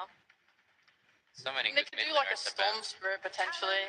You get like your zip in into Dawn ult, followed up with AL. Storm is actually pretty good. I like your suggestion. Yeah, they have nothing against it. I don't know how alive that hero is right now. I don't. I think Talon have played it actually. Yep, they played it a couple of times, yeah. We're going to see it very soon. They don't have much time left. Oh, they go for the yoink. There you go. Nice. I mean, this hero is, I'm not going to say criminally underrated, but underrated to the point where I think enough people have experienced Zeus buying Phylactery and then just non-stop just poking you at like 15 minutes or so. Now imagine you have to deal with Bristle with a Vanguard Axe, a Zeus with a Phylactery, and then you have 23 Savage behind going, don't worry boys, I have a Skadi in like 20 minutes, hold tight, like this is a very obnoxious draft to deal with. It is. But what is that timing? timing? High ground, but at the same time, like they're so passive. Like who's on their team is gonna make moves? It's only Shaker with the Blink Dagger, and it's gonna happen like very late in the game because there's no early game going on for them. I don't really see the way that they're gonna. They make exist, right? They just kind of they they're just on farm. the map. Yeah, They just farm. Yeah, but Liquid, they're not gonna let them farm. They're gonna kill them. That's what I want to see. I want to see like Dawn, Tusk, and mid hero going around, taking pickoffs, taking fights. I think Talon is so way too passive, and Luna should actually just be able to farm for free. And then when she has like her BKB so on, they can just Manta, they can just fight and ball and take towers. Storm is so good here. I want to Yes, see Storm real bad. Yay! Good work. Stormspirit is going to be that last pickup. So you guys, Sheep, you got one of the heroes that you favor, so now is it just Liquid all the way through? I see the ideas in their lineup that it's just easy to execute against Talon's heroes. I mean, they have to play so... I don't know, it's weird. They're just vulnerable. They don't really have many stuff to protect them. All they can really do is just say egg and like, please leave us alone. Yeah. Yeah, it's all about just hitting each item timing needs to try and make a statement in the game.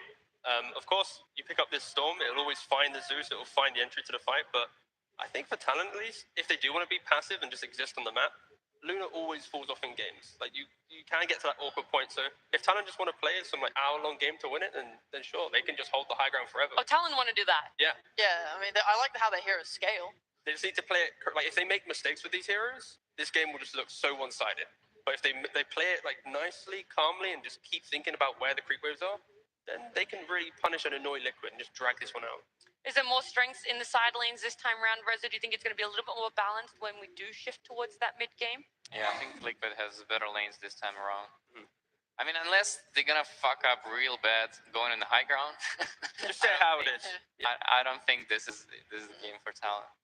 All right, so you don't think we'll be sitting here congratulating Talon? They have this uphill battle for themselves to do. They have a lot on the line for the game number 2. And so we're going to see if they're able to do it. If they're able to break this curse, if they're able to rewrite history and to guide us through it, it's Cap and SVG. Well, it seems like they are the underdogs, but Southeast Asia has been there before. In fact, most of the time it feels like they are the underdogs, and they've managed to get an upset one or two throughout TI history. There's some pretty well-known matches there, so maybe Talon can finally get a win over Liquid in the playoffs. Avery, you believer? Yeah. Yeah. I don't believe. The thing is, I like start to believe in Talon once it gets deep enough. Once that game starts to progress and I can kind of see it coming together, I'll start to believe. But damn, these games always just look so hard for them off the bat, right? And this is another game where, again, I kind of agree with the assessment here that it's a very slow lineup. It's very clunky. You have the bristle to provide you some early fighting capability, but outside of that, I mean, you're just trying to scale, right? You have Phoenix, Zeus, Shaker, Terrorblade. It's all about the late game team fights here. You're going to be a powerhouse if you get there. At the same time, Liquid, they have a lot to combat that team fight with displacement with the Tuskar, and if you give them a first blood again, the second first blood of the series going to Liquid once again. And we heard from our panel, they feel like Liquid's actually going to be thriving in this laning phase. You give them a first blood like this. This is not the way Talon want to be starting things off. and to a Luna. This is a hero that uses early gold tremendously well. Yeah. This is also a game where I feel like Liquid are going to pseudo tri-lane. Like, this is a really old school Luna tri-lane strat, right? With the Tuskar, especially AA. This is a very classic Luna tri-lane. A lot of early firepower, pretty much a guaranteed kill on anybody if they decide to put Boxy into that lane at any point in the early game. And you can pretty much leave a Dawn alone against a Terrorblade if the meta's down. Yeah, one of the trends of this tournament, I feel like, is we are using those portals more and more to gank the side lanes, right, and make these sort of, as you said, pseudo tri-lane sort of situations where you're just constantly moving with one of your heroes. So I think a lot of this game might come down to how much Boxy gets done in the early game for Liquid and how much Q can kind of counteract that and get his timing later on, but it's definitely going to be later.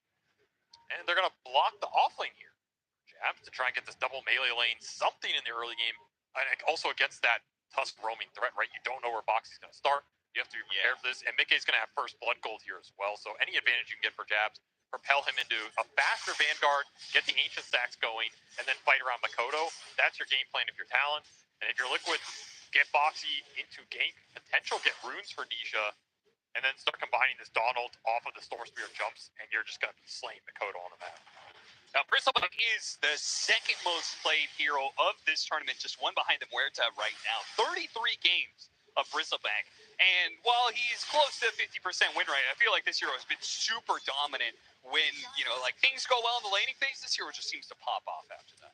He's like Darkseer, right? If the first 3 to 4 levels doesn't get punished too hard, he kind of just runs away with it. And then you have to be able to deal with it. And I mean, we've seen teams be able to do that. There's definitely some counters to this hero. Break helps. Anti-healing helps. And of course, Liquid have their Ancient Apparition that they've pretty much gone to every time it's available. This is a hero Insania is just going to play the whole tournament, it seems like, until someone bans it out or stops it. Yeah, with all the hearts going around and all the strength heroes, you got to get some percentage-based damage somewhere in here.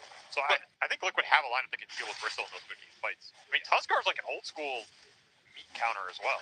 You know, he's a butcher. Tags you up and chop him down. Sure. You combine that with somebody like the Luna. I wonder if the Glaive interaction with the Shard actually works with tag team. That would be pretty interesting. That's true. Still, it's also a Dawn Tusk lane. This is the lane we saw Shopify run a lot. Yeah. To success, or limited success, I guess. But the lane itself looked great, and that's something that could just pop 23 out of nowhere in this laning phase. He has to be careful. So far, this lane is going really well for Talon, as Ollie is just dominating the double melee up here with the Fire Spirit. Yeah, double melee heroes that rely on being able to hit you, so that attack speed is even more potent, and they're going up against carry that has the highest armor in the game. So, it's tough. Yeah, they might be able to pull out a kill somewhere, but probably not up here. This lane's just going too well for Talon. Yeah, it's going to kill the kill threat that Liquid wanted to exist up here, which again points towards, is Boxy going to roam? Is he going to look towards the mid or these runes on a cheeky Zeus kill? Probably not with the leaf, unless it's on cooldown from Nisha Harass. So this bottom lane, Talon need to coordinate where Boxy goes and when he tries to rotate. That's going to free up a lot of more farm for 23. And maybe you can control the map a bit more for Zai than what happened in that first game with the Morphling versus the Darkseer. Zai definitely got the better of that matchup on the map. So we're covering the side lanes, but let's talk about the mid lane matchup, because these are two heroes that neither one of these teams have really been running a whole lot. I mean, it's been 3 months since we saw a Storm Spirit pick up for Team Liquid, and on the other side, 6 months since Talon drafted a Zeus. Where'd these heroes come from? It's a very interesting. Well, I mean, Zeus speaks for itself. That hero's just good. I don't need to say anything there. I mean, the Storm, though, the interesting about Storm in this game is you don't have the mana generation. Okay. The patch where we saw Storm was the Coddle Storm, the Pugna Storm. Liquid have nothing to pump him up other than the Donald, and, you know, the Luna Aura is also nice on pretty much anything. But that's not really a Storm combo. So that's why I feel like the power runes for Nisha are really important here. And it's something that I feel like Liquid should prioritize, because you really want the power runes in the counterpick matchup for Storm when he wants to have the extra resources on his own to jump the enemy mid hero. Zeus is not that squishy of a mid. This is not your old man Zeus. It's a young man Zeus. He has leap. He has more mobility. He's tankier. His hero can be deceptively hard to bring down. And he built a phylactery, which I know you love. Of course. I mean, phylactery is just the best item in the game. Feels pretty good right now, and there are a couple of these heroes that really can get bursted. He's the most fun here. I'll put it that way. I mean, this is a great phylactery Zeus game, because it'll help him tank up, and it'll kite out some of these heroes. So the Storm jumping him is not as deadly. Start to kite out the fight against Luna, the Dawnbreaker. Yeah, I was about to say, Luna needs to be able to get, you know, kind of close to some of these fights to hit people, and Zeus can play that distance really. I mean, I'd like to see it on Makoto, but we've also seen a lot of these Zeus's favor just going into the tankier, like the harder buildup in terms of damage output off of an Axe or Fresh or Kaya buildup. Sure. You know, there's not a lot of Zeus's going the man to lightning hands. I'll man up and be open about it. Now, is that correct? I don't know, but. Rotation from Q surprises Nisha. Really nicely planned out TP there. Q gets him right on the corner, blocks him out with a Fissure, which wasn't even needed. Just the burst damage being that close to the Avatar was good enough. Crazy good kill by Q. Liquid gonna try and get a rebuttal here up in the top lane. 23 takes a lot of damage, but again, this hero is not so easy to bring down with some of that physical damage, which is what was left in the tank after they burned through 3 HP. Woo! Foxy. Looking to highlight real life here, barely gets away. I was gonna say Nisha, he had almost full wand and fairy fire, and he went early Falcon Blade. This is such a tanky Storm. So to get that chain stun perfectly there for Q is just incredibly heads up read, and it's a massive kill because suddenly Makoto has a faster ult, which could sway the side lanes here. Right. And it puts him in a better position to contest that 6-minute rune, which you got to be thinking about if you're Talon. Yeah, particularly if supports are, when they roam like this between the two lanes, if they don't successfully get kills, they tend to fall behind in experience, which just makes them even squishier and even easier to kill for that Thunder God's Wrath. Instant bottle refill. So Nisha has massive resource advantage on Makoto here, but he's arcane bootsing up. I mean, this is a contest for sure, or at least you're going to get the 50-50 and DD top. Really nice news for Talon. That is a rune that Nisha really needed here. Nisha's going to fight for this one. Thunder God's Wrath bursts down the toss, and looks like Insania's going to be in trouble as well. They only need a couple more hits, and they will easily get back. Makoto walks away, hops away with the double kill. Really big snag there.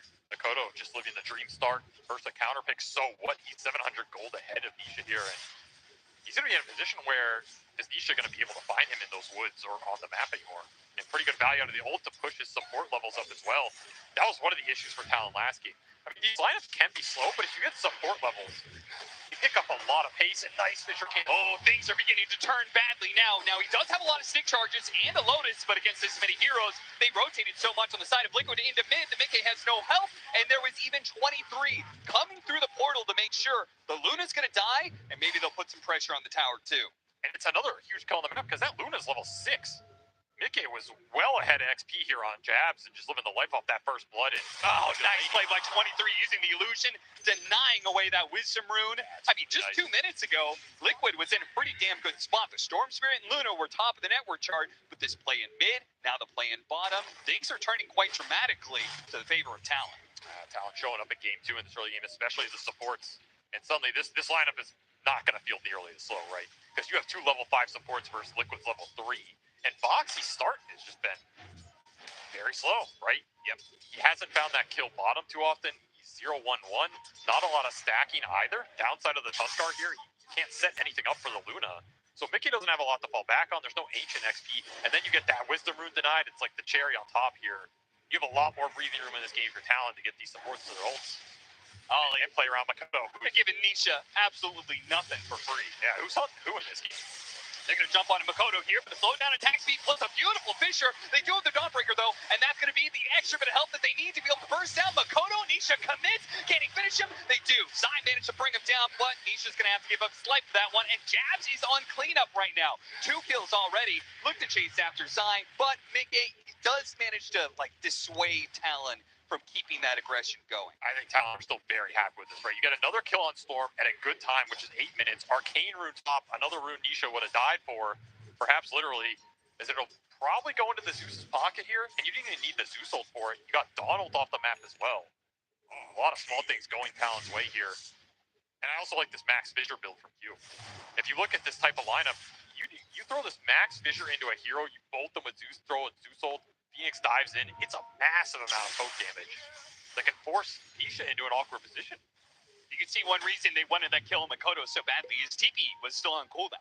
Yep. So he actually TP'd out, got into that fight, died, so he had to actually walk out to lane, which means he wasn't there for the power rune ultimately. A little sad.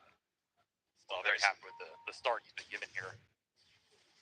You got double bounty runes sitting there for Makoto when he needs to fill up at a right time.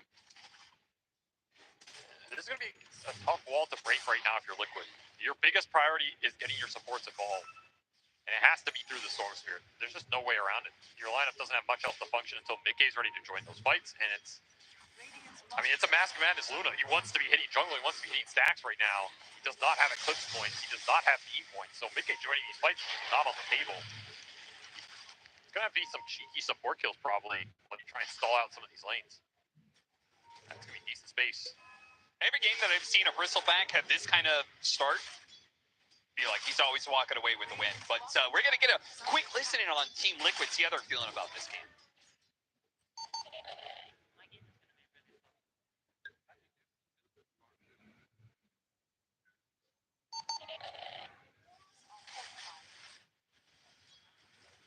Do you believe in that? I'm not sure if I do. Yeah, I'm convinced there. I mean, I do believe his game's going to be very slow. I agree on that part.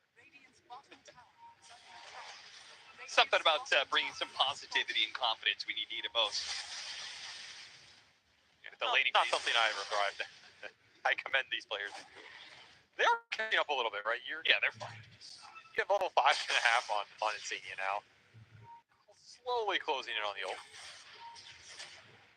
And of course, Talon, I mean, they're going to play like they're methodical. It's not that they're going to just jam the levels into you on your side of the map, especially into Donald, where the counter initiation is the way Liquid can come back. So you're not on some crazy clock here. It's just, that was not the start you were hoping for. You're still looking for some action here. Only 3 kills in 11 minutes. Jabs. He's been playing so forward in this lane. They're going to bring 4 heroes to bring him down. Team Liquid, they really wanted to get this punish on Jabs. And they do get it. It costs them quite a lot, though, in some ways. But you have to make these kind of moves to get Foxy in the game, right? Otherwise, his Tusk is just sitting level 4 forever. He's way too important to your lineup. Sure. And extra levels to boot. Zai gets involved, puts the Blade Mail to use. It's going to be really nice in these fights versus the Zeus and the bristle damage. Their other global ability is now online. Insania's got the Ice Blast finally ready to go. So the Storm can jump in. If you get the right timing there on the Ice Blast to follow it up, it looks like he's going to be sending a shot across the map, but Nisha's already left. Nisha wanted no part of that jump. No, we'll hit the cover. What's up? Got a raindrop on it. He immediately tips the gun. Got him. Got your raindrop. That's value in the bank right there. He did go to Kaya, though, by the way. So, okay. Phylactery enjoyers. It's very sad right now. Meanwhile, Mickey, he's got his Mask Madness building up to the Yasha, the full farming build. I'm very curious. I was looking at all these Buddha builds recently, and I noticed there was a lot of people experimenting these pubs with the Shard early, but as time went on, I felt like they were getting it later and later. What do you feel about the Luna Shard? I mean, is it good, or?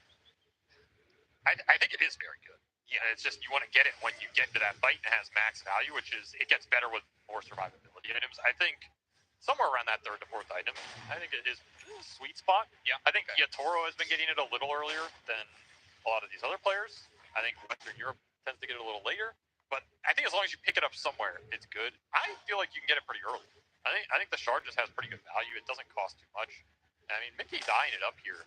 You can just go mask into the Yasha into like Manta shard time and just go skirmish. Not out of the question here, especially if maybe he feels like the game is very slow and people are going to take a fight into you. You don't want to lose that. You want to lose more map control. It's an option to just bump up the survivability here for the Luna. And it does speed up your farm a little bit. Probably maybe not as much as completing Manta obviously would, but Jabs. I will say that the aggressive component of the Luna shard in this game is not amazing in the early game. Maybe in the late game, like, if you can get on top of the bristle and you hit him with it, but Terrorblade is not going to be on top of you. He's going to reflect you, hit you hard. Zeus is nowhere close to you. The Phoenix Shaker are nowhere close, right? So it's pretty much only for survivability. I feel like it's not that great early in this game for Mickey. I think you just go better survivability items. Like, you really want Butterfly or Satanic or some sort of timing like this to fight into the TV Zeus. But it looks like he's going through that same thought process. His build has changed, but he's going to be caught. Q revealing himself with a blink dagger. Jabs, they'll die at the same time. So the teams were making moves on both sides. Four-man gank kills the Bristleback and kills the Luna. Nisha sneak away Wisdom Rune before the rotation can come from Talon. So, I mean, that is a weird position for Mickey to be in alone, right? Yeah. Just walk up mid lane, you get Echo Slam. Maybe not expecting the blink to be this fast, but it was Brown Boots rushed by Zeus. Quick Thunder, the burst damage, it comes in.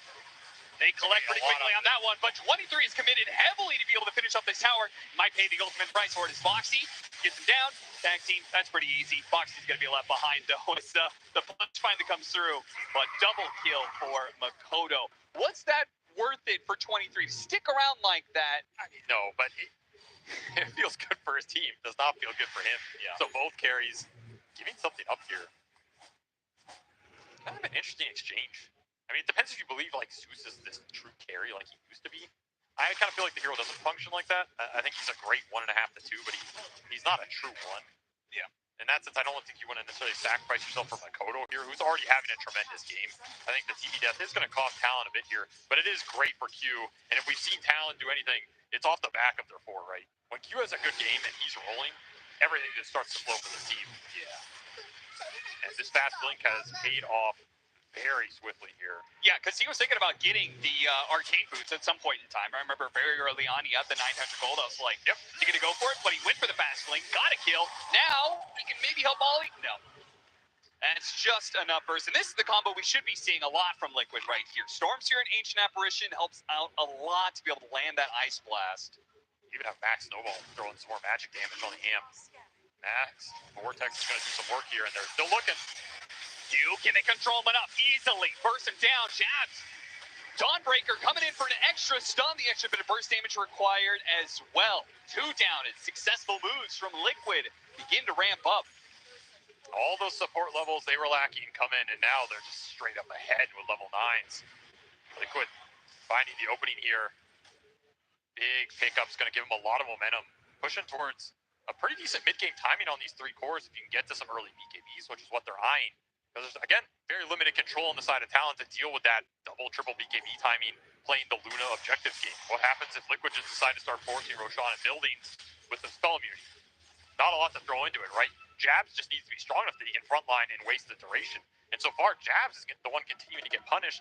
Yeah, he's plummeted down the network chart. He is 4 deaths will do that. way far behind everybody else. Yeah, he's not had a huge amount of ancient stacks because the supports have been active around mid for Talon, prioritizing Makoto. His lane was pretty rough. I mean, Mickey had first blood in his Luna lane. And he's just the one getting hunted right now. Yeah, this is going to be the second time he's going to be ganked around his tier 1 tower bottom lane. And the TPs will come far too late to get the punish. I've identified the weak point in Talon right now. It is Jabs, and they are continuing to exploit it. A 5th death for the Bristleback. Just no front line in sight. He still doesn't have that Ags. It's going to shift more weight to Q and Makoto. Finds the pick off. There goes Wrath. It's going to reveal the 2 supports. They quickly go for the toss kill. See if they can burst him before the snowball. Not quite good enough. That's going to delay this kill just a tad bit. As a result, Insania will be able to go home free. And he does have a blink on boxing. So as rough as the first 10 minutes were, the next 7 or so were pretty damn good. And that's going to give you your initiation power here, as we saw with that blink reveal. Something else that can just make Jab's game a lot harder. When the Tusk can start on you with the Dawn follow-up, like we saw in that triangle, all of a sudden there's just nowhere to go because you can hold the snowball, you can hold the shards. Guarantee that the Dawn ult lands, and then you're just stuck in tag team Starbreaker. I mean, Not a lot of heroes survive that.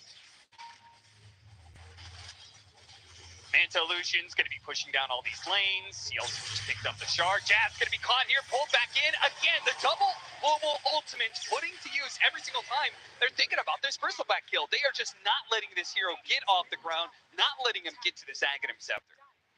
6 death in 18 minutes here. He is still level 10. He is just falling so damn far behind on XP. Insania's level 10. Like, this is an ancient farming hero that's the same level as your enemy 5. Something has gone wrong here. It has gone wrong very quickly for Jabs. He just doesn't have much space. 23 soaking it all up. He needs to, which means someone needs to show on the lane. And the second you show, if you're not tanky enough to survive this double global burst, you're just gone. See a lot of drawings on the map. Team Liquid seem to circle around that mid area. They want to keep playing in Talon's space, I assume. And Talon is saying, we got to push out that bottom lane. We got to be able to play the whole part of the map, because they do, I mean, this game's going a little too fast right now, right? They want to slow it down, get to their round of items that they need to get. That very early game went well for Talon, but they weren't able to translate it. And now you're just kind of stuck with these, sluggish heroes on the map. You're getting out map presence in terms of the global ability from the Dawn, the EA, and Storm just has free jumps, because there's really only one hero Storm cares about, and Q can't key everywhere. And now you can start to accelerate the objective taking with the Luna lineup that can ball. You don't have that big aura presence like the Darkseer, but you have tag team. You do have nighttime for the Lunar Blessing here. Yeah, they know about the Roshan, but they also know Insania was isolated in the bottom lane. Talon feeling like they can't get to that top lane fast enough, I guess. But at the same time, Liquid did abandon doing that. Worried about the damage they were taking. It is going to swap over to the other side, which may make things a little bit more awkward for Liquid, as Talon are holding that bottom area of the map pretty well. Got a couple of wards around it, too. I mean, I guess if you're Talon, every minute that Jab isn't getting killed, you're probably happy. Yeah, he's averaging a death once every 3 minutes. Yeah, so the game's progressing better for you. If you can get past the 21-minute mark without a death, I think that's improvement. Still doesn't have Zags, man. The thing about Ags unless hero is, okay, you can use it to farm, but you really want to use it to slay. Yeah. It's a fighting item. The earlier you get it, the better. Maybe you can wait for your second, but that's what his hero's supposed to strike. It's just going to be catch-up duty for Jabs. And maybe because he's being targeted so much, he also did the build where he's maxing out on the bristleback passive, where we've seen, obviously, the build lately has been only one level of the bristleback, so you take more damage, therefore you put back more quills. He has gone for the 4 points here, which, I guess signifies he has been decimated. Yeah, he knows he's going to be targeted. He knows he has to play the front line for his Terrorblade and his Zeus. So, I mean, it's not like the supports are going to be able to do for it in this game. They're reactionary heroes, right? They want to be able to sit in the back line too. So yeah, his job is just to stall as long as possible, potentially stall the BKBs. That's just not going to be an option, because the single target burst damage for Liquid is absolutely insane at this point. You have Deso picked up from side. You have the Storm jumping in with 3 levels in tag team and 4 levels of Lunar Blessing. That single target physical is just disgusting. And you have an AA blaster on top of it, so no healing. There is no save in this Talon lineup. Something to consider as we go late game. I mean, I guess there's Sunder. Yeah. And there's Sunray with, Ags, Phoenix, ultra late game, but I consider that extremely situational, especially with Poly's net worth here. So basically, Sunray doesn't do anything for you. It's only the Sunder. Is 23 willing to sacrifice his HP for another 4? If he has Aegis, maybe. Without Aegis, pretty spooky. So that single target jump for Liquid's pretty damn reliable. And even the blink on Insania to guarantee that fast Ice Blast. Saw Kittrack doing this in Western Europe, so he's going to take a trick out of his fellow comrade's sleeve and put it to good use here. Yeah, it's pretty interesting. I liked it when Kittrack did it. I mean, it makes sense. This ability is hard to land, so anything that makes it easier. I mean, it's the one thing you have to get. You have to successfully land this in a team fight. It's like your only job as Ancient Apparition, or at least your most important job. Only downside I can think of is, I mean, you are playing against Zeus. Yeah, well, you get your AA blink canceled. That's a sentence that I never thought I would be saying in a TI cast, but what happens when that Ancient Apparition blink gets canceled? He misthrows the ult. Oh no. Well, that just means it's all the more important for Team Liquid to be setting the tempo, getting the initiation, and they're going to get some information here. Talon inside the pit, 3 of them caught in this ice blast, but it's only Nisha who's nearby. They go for the Zeus. They found an opening here. Boxy scouted out Makoto alone, and Talon, with the rest of them low like that, no way they can complete the Roshan. May have to give it up to Liquid with Makoto being dead. Looking for Nisha, I mean, he's got to be careful. You have Snowball save. It doesn't always bail you out versus Earthshaker, though. And Zai got trapped. Oh, sneaks right past the Fisher there. Looked like he was not going to be able to make it out, but it seems like there was just enough room. They popped the smoke because, after all, they used their metamorphosis on the TB. They do not want to get this Aegis half duration. This is a Scotty meta timing for 23. You let Liquid go here, you are conceding Roshan. And Q was looking for an opening somewhere here. Looks like with the Fisher, they might be able to finish off Insania without committing much. Couldn't get the blink off. Sometimes you gotta pay the price. They still can't Roche. Look, they're setting up for Makoto again. They've got this lane ward, and they're saying he's going to walk back down the lane. They really want to be able to kill the Zeus first, because with meta down, then, I mean, there's just not much damage left in the fight. But Zai also just wanted to kill this mid tower. Conceding the Roshan without the AA blast. It's like no meta, though. I mean, it felt like, from my perspective, Liquid don't necessarily need the Ice Blast to take this fight. I don't think they do, especially when they have their BKB timing. You have BKB on Nisha, you have BKB on Nikkei here. This is normally when I think you'd be looking to force the fight. What a great win for Talon, then, as they get an Aegis into the hands of 23 Savage. And now that Thunder save could come into play, right? You have a lot of single target focus, so if you can save one of your other cores and use the Aegis that way, it's not a bad way to turn the fight. And 23 is known to be pretty sacrificial with those Thunders. Yeah, he is. They'll put it to use. 4,000 net worth lead still for Team Liquid after the Roshan taken for Talon. Even kill score, though, 12-12 as we approach the 25-minute mark. Gotta watch out for that Aghanim Scepter, though. Boxy slowed down to a crawl by this. And with the Sunray damage, they'll instantly get the damage on him as he comes out of the snowball. No way for him to blink. And this is where that long-range poke becomes that much more deadlier. With the Nimbus, you just throw down on top of that Fissure, Sunray, Nimbus, into even some Terrorblade Illusions hitting you. Honestly, it adds up pretty fast. Yeah. That's how Talon want to start these fights. Liquid just need to not give them that opening. They're probably going to wait out this Aegis period, honestly. I don't think you want to take the full fight into the Terrorblade right now with 2 lives. Nisha spotted, not by any heroes with stuns, though. And he's got a haste rune, so even the slow from the bristleback is no problem for Nisha. Oh, they're going to find Insania still. They actually have this really deep ward by the TP point of the outpost. So they knew where he was at. Triple BKB timing for Liquid, not going to get put to use instantly here. They're going to have to wait a bit behind their mark. Maybe not too sad about it, though, with how far Jab still is behind. And, of course, like, BKBs versus Zeus are always just... It's as good as you get, right? Hero does not do anything to carry the fight during the duration. You have a decent window here, and only 3 minutes left on the Aegis here for 23. So you're going to get a tier 2 off it, you're going to get some catch-up farm for your other cores, and you get more. Can you find an initiation on the map right now if you're Talon? Because you really wanted to, and instead it's Boxy almost Makoto. Oh, Makoto somehow shifts the night, just passing right on past Boxy, who, again, they are hunting Makoto when they get the opportunity, but now it's Boxy who has been spotted by Makoto instead, and likely going to be dying inside of this Nimbus field. That puts Makoto up to level 15 now, so the experience going back the way of Talon a bit more. 4K becomes 2K gold lead for Liquid. And to some degree, if you're Talon, you kind of have to be happy going late with the draft you set up for yourself. I don't think it's that one-sided in terms of draft, but I mean, it is Talon. It is a Shaker Phoenix lineup. Yeah, they got some big team fight. They got some good scaling, and it's just their MO. It's what they feel comfortable with.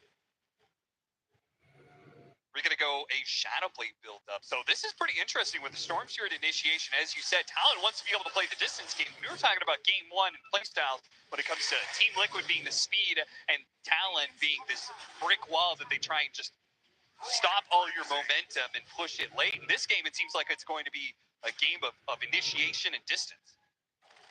I think Liquid are fine with that because they have the Storm. So you just jump in with Storm. If you ever get to an Ags and you get this AoE Vortex with a BKB Storm going in, there's no real counterplay. If you ever catch 2 or 3, you're just going to gobble them up with the Dawnbreaker coming in. With all the minus armor, Zai's building especially, it's not amazing versus the Terrorblade, but it shreds everybody else here. Deso and the AC for the Dawnbreaker. Tag team over all of it. I mean, you're going to disappear. And 23 decides a minute left on this Aegis is enough to go high ground. This is an aggressive high ground. I like this. I mean, honestly, keep Team Liquid honest. They're trying to push down your tier 2. You've already taken the tier 2. Let's put some damage onto that tier 3. Nisha sticks around, finishes off finally, but guess what? Your tier 3 is now dead. How much do you want to push this? How much do you want to try and set up on the other side? Giving this up? Yeah, this is a lot of space Liquid's giving them. They're finally going to start coming back, but maybe it's a bit too late for this range barracks to survive. 3 racks for 23. And he's still halfway through his meta. Oh, Mickey's just going in with Silverhead. Trying to get a little discounting, but Q, who they wanted, managed to get the TP away. They do have the Dawnbreaker ultimate. They all managed to hop out of it, so no chance there. 23 is beating back Mickey. Nisha goes to the kill. On to Q, diving with his BKB. Actually, the last second of the sun, not quite good enough. Still, though, Talon are retreating successfully, even if it is a 1 for 2. They don't get caught too much here. They've walked away with a kill on the carry. Oh, look at the ward. Boxy sees everything right now. Gets the punch up in the air, quickly bursts down Ollie. With Zai coming through, a beautiful hit from the stun, and getting good damage in. With the BKB just came in for 22. Savage got stunned up, though. He's going to be maybe losing his first life. He pops it now. BKB trying to commit to the kill onto Zai, and he barely gets it, but there it is. The life goes down. Zai's going to walk away. Now he doesn't have a BKB on his second life. This is bad for 23. Bad for Talon. If they could have gotten away, but Team Liquid will not let them escape. Boxy just plays the long game and reaps all the reward here. That initiation for Liquid went terribly with the Donald missing, the initial Storm just not yielding too much, and Mickey dies pretty much solo. Some Fire Spirit, Sunray, and 23, and then somehow you get that long fight going. Boxy and Zai just cleaning house here. Also, just that TPB BKB from 23. It didn't pan out in terms of timings in this fight, right? Yeah. Like your meta's wearing out, then you have to play the second half of this fight, and the second you get clumped like this, anytime you clump versus Liquid, it's going to be a world of pain. The shards, the snowball, the Starbreaker, the vortexes from A getting thrown down on top of all of it. I think he kills Zai there if he doesn't TP. So I think 23 did himself a little bit of a disservice. Yeah. They did get the range racks, they did get a tier 3. Honestly, I think it's more than I expected them to get for free with that Aegis. But just a really strange fight. Yeah, Mickey not happy about the fact that he doesn't get to clean any of it up because of course the janitors always win. Diving. First thing in the fight. He's not going to be feeling great, but everybody else on Team Liquid pretty happy with that engagement. I mean, would you, like you said, the tier 3, it was more than I expected, but at the same time, I feel like Team Liquid also got more back than I would have expected. Yeah, that fight went better for them than it looked at the start. It looked terrible at the start, but that shows you the power of their scale. That's why I don't think this game is even one-sided for Talon in the ultra late. The way Zai is itemized, the amount of work that Boxy can do in these fights with the snowball save versus the shaker, if you can ever displace it, finding the Zeus. If you find Makoto at the start of these fights, it just opens up so much of the damage differential for Liquid. Yeah. And Hex for Nisha means your single target initiation is that much more reliable. I think if Zai had not if he had gone for more of a utility, team fight item sort of build, I think Liquid would be pretty concerned. But yeah, because he went the Deso route and is scaling so nicely, no problem here with the 7,000 net worth lead, now 8. I mean, it's just all about jumping Talon and killing them. Because there's a decent argument in this game. You're playing versus Zeus that you want Aura, you want a Pipe, you want a Greaves, you want Glimmers. That's a route a lot of teams will take. Here, Liquid just opting for raw aggression, right? We're going to jump you. We are going to find you. And the second that happens with the Storm and the Tusk, Zai is guaranteed to be in there off the ult. And you might just one-shot.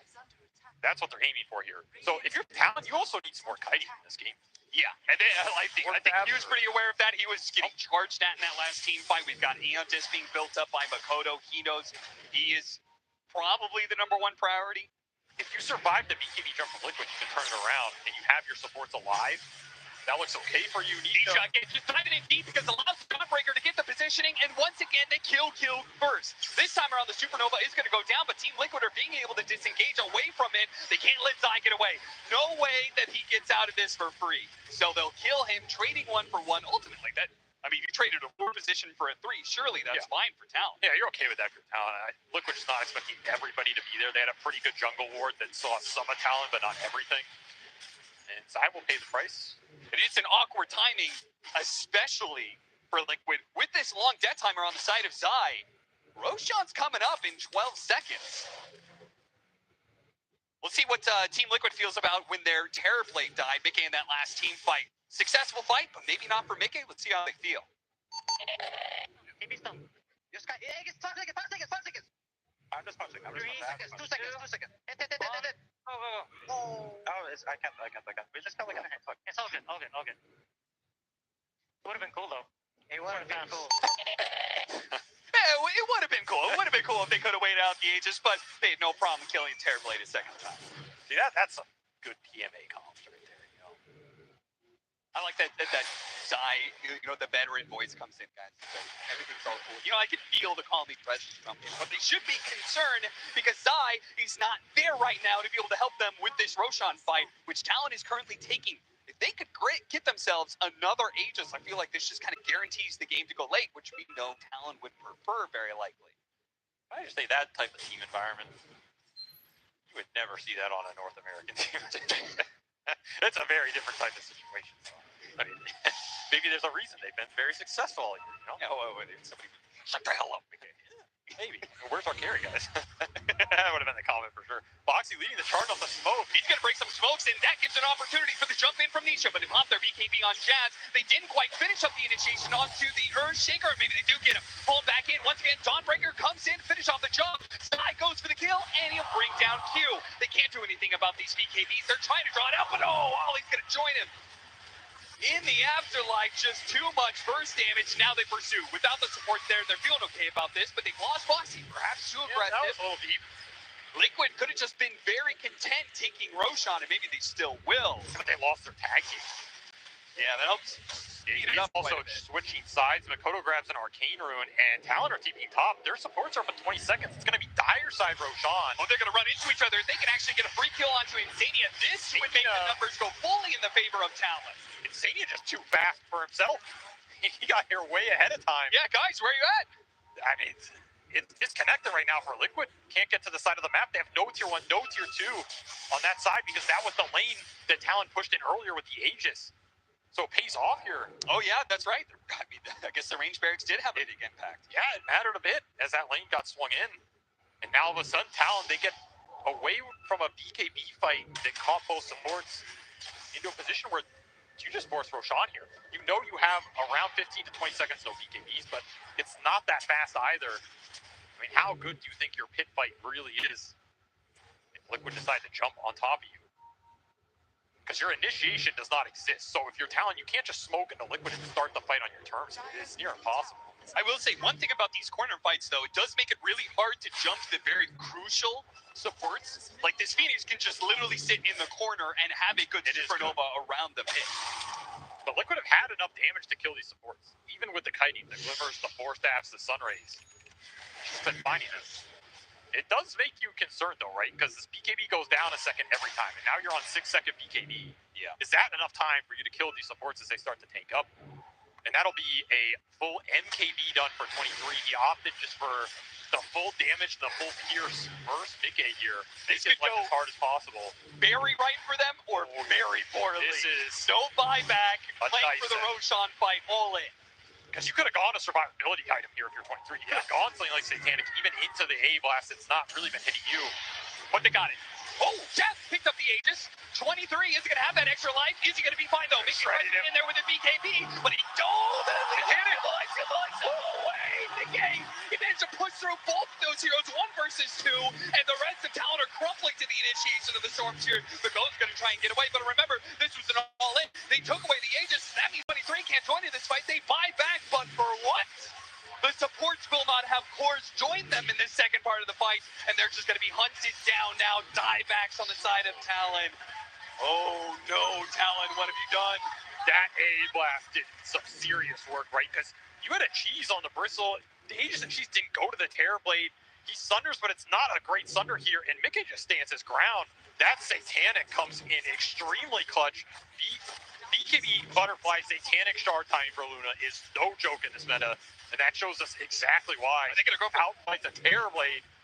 Bristle head up. You could see Miguel was pushing forward there. Yeah, I mean, he wanted to hit tier 4s. You know there's no meta. Yeah, he just picked up that MKB. You could probably guess at least no meta, but maybe no buybacks. That is not a man fight that 23 expected to lose. He picks up this MKB to win that. He said it goes horribly wrong. You just might get mega here. 7 seconds on the Terrorblade. No shaker for 20. This is the power of Luna. You break these tier 3s, it opens up everything. They might have to throw some bodies in there. It's not looking great. Jabs, he just has to do something about this. Mickey's going to take Megas, otherwise he gets the BK. Gets out. He's fine. Everything and more as Mickey makes up for that team fight earlier and clears through the entirety of Talon's base off of one bad fight for 23. What did you get for it? You got a cheese. A cheese on Jabs. You can't use it because he's getting A blast. Very rough spot now. If you're Talon, you were in for the long haul before. Well, that's the only option now. Mega's at 38 minutes. You're just going to have to push this game as late as humanly possible.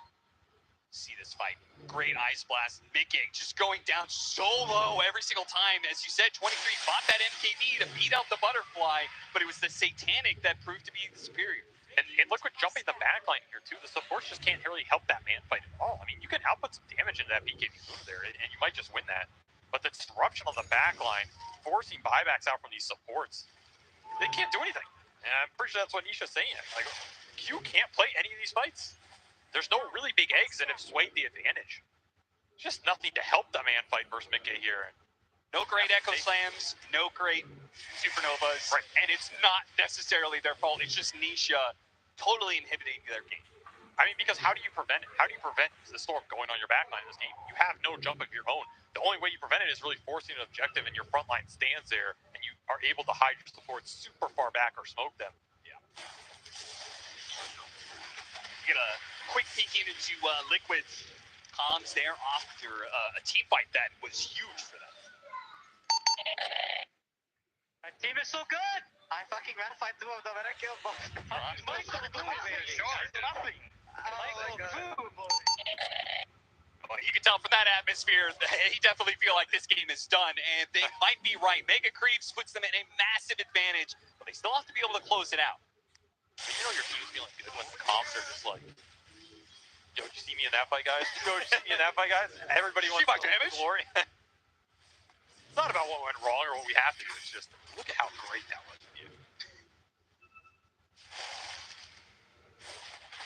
Was everything. He's going at Aghanim Scepter. All right. Why not? You want some additional scaling? Get your Ancient Apparition to start delivering some I mean, honestly, auto attack damage like an Enchantress. It is pretty effective damage for Terrorblade. Yeah, that. In the late game when he doesn't have long BKB duration. You'll just kill him if you're alive. It is a pretty big factor here. Everybody on Liquid just scaling. I mean, that's part of the meta, right? You just want as many cores you effectively get with some utility to back it up. It's something Liquid understands they have to do against Talons. Maybe just makes the game more comfortable, too. Right? Yeah. They've been in a lot of these games where Talon where it goes ultra late and something new happens and then Talon can turn it. You just build up this extra insurance. It seals the deal. You've also been in a couple positions. Vegas on a TA. Yeah, I mean, Liquid, no stranger to a Megas game, and they'll find lo and behold down of Jabs. He's been a target for Liquid this entire game. These constant pickoffs. And they only need one pickoff to really open up the door to hitting these tier 4s. Particularly scary against Saluna. Gets these bouncy blades. They need to change that a little bit. BKB immediately has to be used by 23, but he cannot hold anybody in place.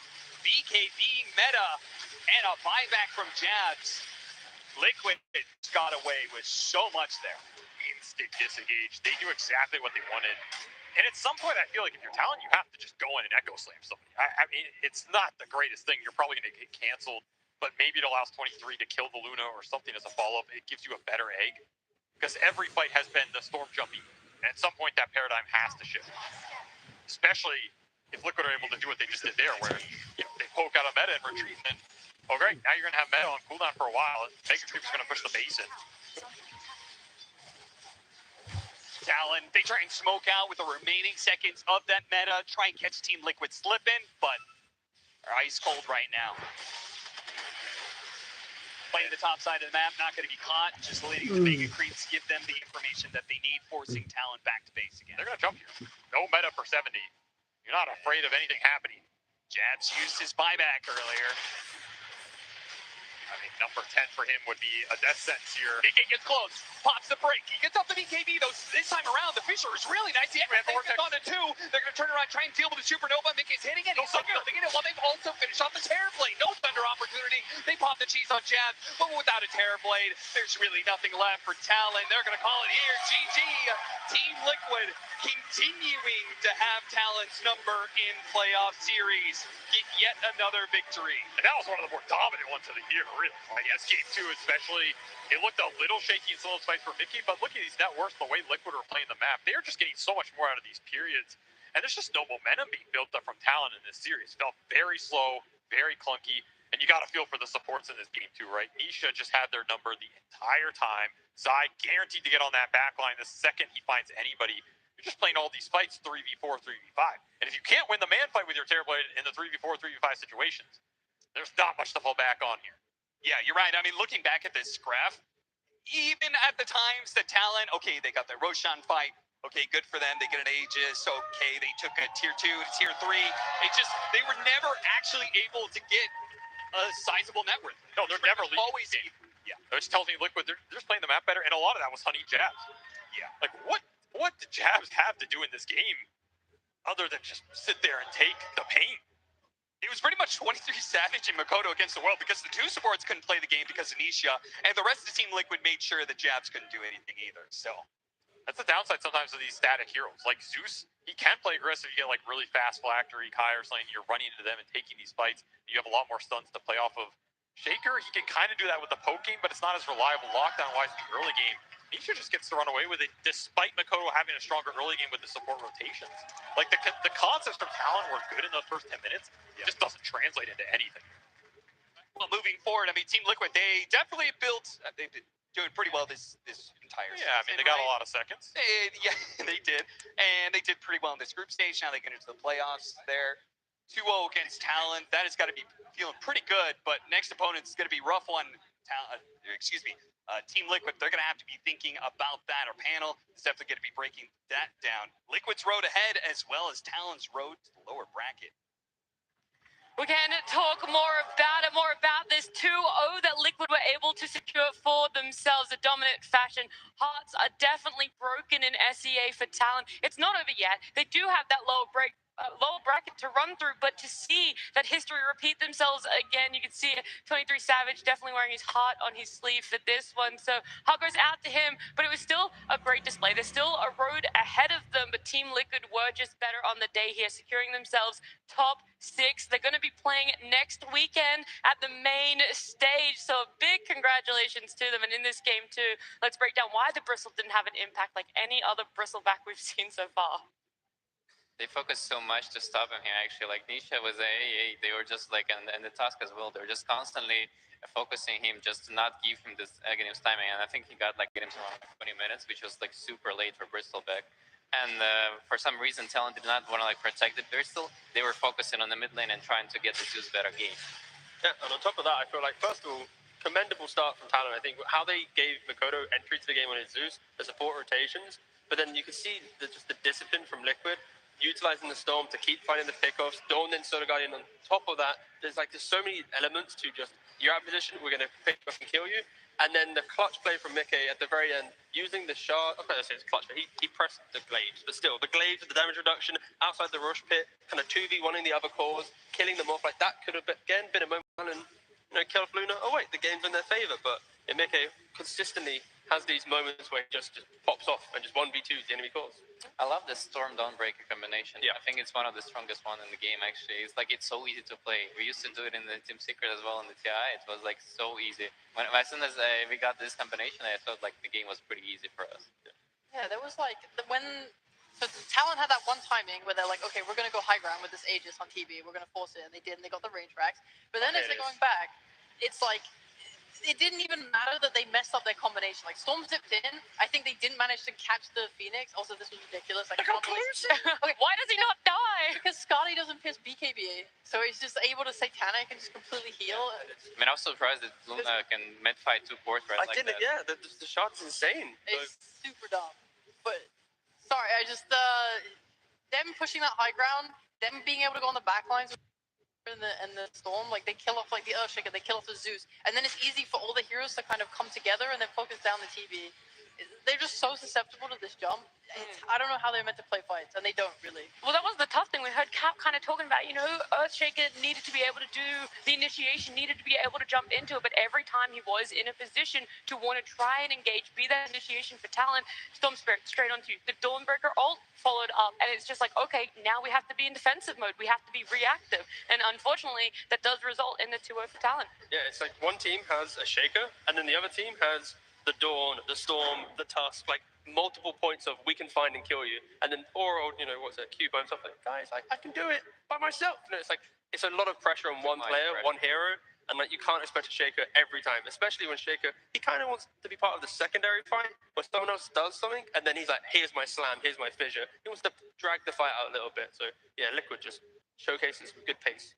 Yeah, they are, and we're going to get to hear from them with a quick 2-0. We're going to head down to Pyrian, who is joined by Blitz. Yeah, thanks, Nat. I am here with Blitz. Blitz, my boy, can you believe we're at work right now, technically? It's unreal, honestly. I feel I'm kind of just out of it right now. It's hard to describe the emotions that are going through my brain right now. Well, we heard a little clip in the audio there from the teams. Mickey, you're so good from Insania. What is the mood like in the camp? Are you guys all just loving it? Yeah, I mean, I think that a lot of Dota players hate life, and it's reflected in the things that they say and the way that they feel. But I think my team enjoys every win, and it's important that they appreciate these moments because you never really know when your last big match is. One day you're on top of the world, you're not. So for me, it's important that the guys always have fun and recognize this is such an opportunity. Well, an opportunity indeed. That's you guys into the top 6. That means you're going to face Spirit. Are you excited for that matchup? It's going to be a pretty close one. Yeah, I mean, I think that Spirit is probably the best team in the world, and I think we are as well. And if you aspire to be the best, then you have to play the best. And if you're afraid of bracket luck or anything like that, then you're a shit team. So, if Spirit's as good as they think they are, then they'll beat us, and maybe we'll meet them again. But if they're not, we'll smash and cruise our way to the top 3. Nice. I think you guys have a lot of support here in the crowd. Can we get a cheer from the Liquid fans in the crowd here, if there are any, please? Well, best of luck in the next series. We can't wait to see more of you guys. Shout out to my mom. She's in the audience. It's her first time watching us play. It's really exciting. Thank you. Shout out to Blitz's mom. And back to you, Nat. Take it easy. That was such a wholesome interview. Shout out to Blitz's mom from the panel here as well. I love to hear it. Blitz is very much about, this mentality for the team. You've got to be able to take everything in your stride. The wins, the losses for them. They got third last year, securing top 6 again this year. I mean, it's kind of only up for Liquid. It's only up. Only up. It's third to 6. Until they get to second. Yeah, they're going to hit second. If they get first, then it's up. Okay. They won't do that, though. The only other concerning thing about what Blitz said is, we all hate life as Dota players. That's not true. There's so much to enjoy. The game's obviously very enjoyable. This panel has been very enjoyable. But about TA, the road to the international, one other thing that I do love and get enjoyment from is the short film contest. So let's have a bit of a look at that.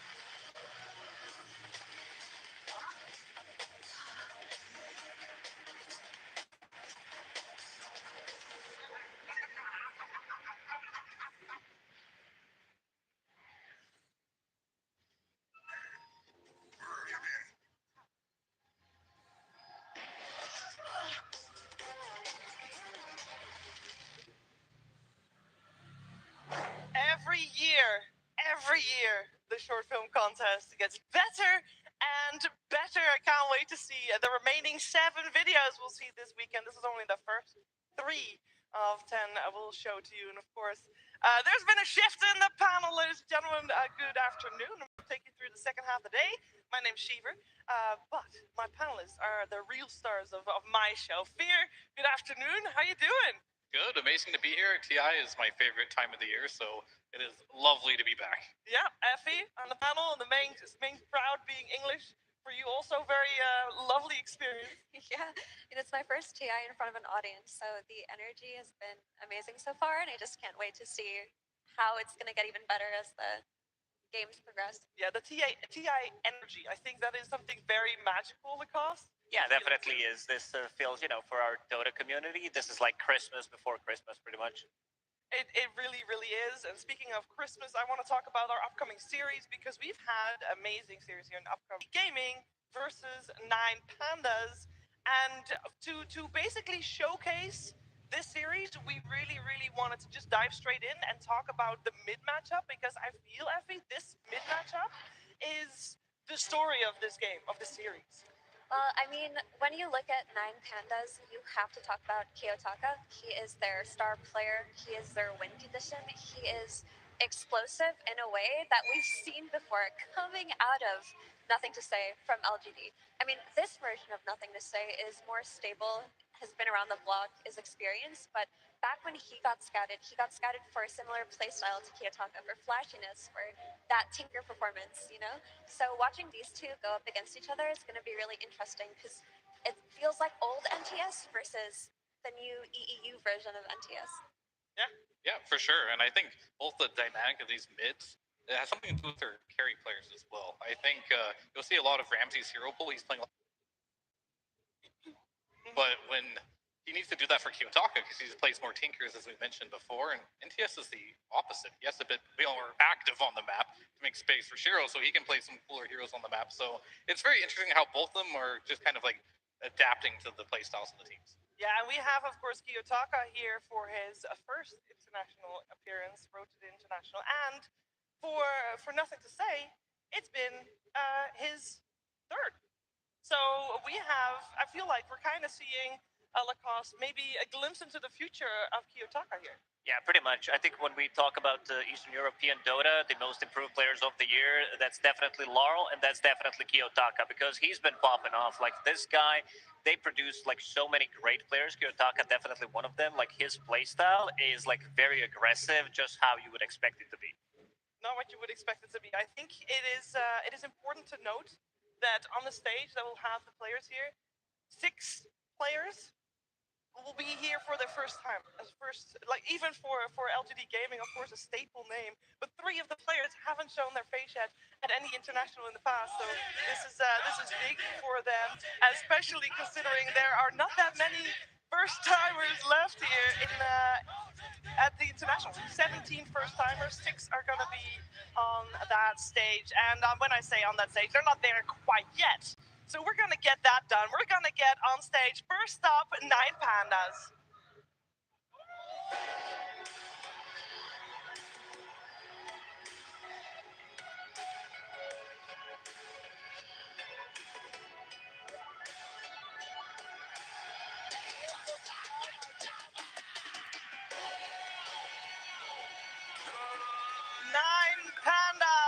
Joining us on the stage, we got Ramses, Kiyotaka, Miero, Antares, Solo, and their coach, DM. 3 first-timers and 2 absolute veterans in Ramses and Solo. We'll see if they can lead the boys to victory, but their opponents, very strong as well. Let's welcome LGD Gaming.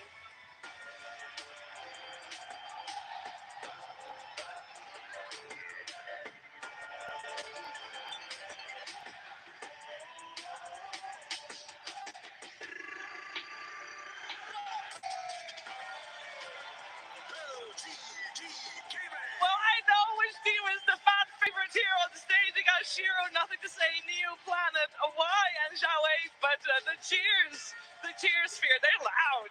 They are loud, and that's what we love to see at TI. We want to see the hype. We want to hear the crowd going loud for the teams that they're supporting, and forgetting it.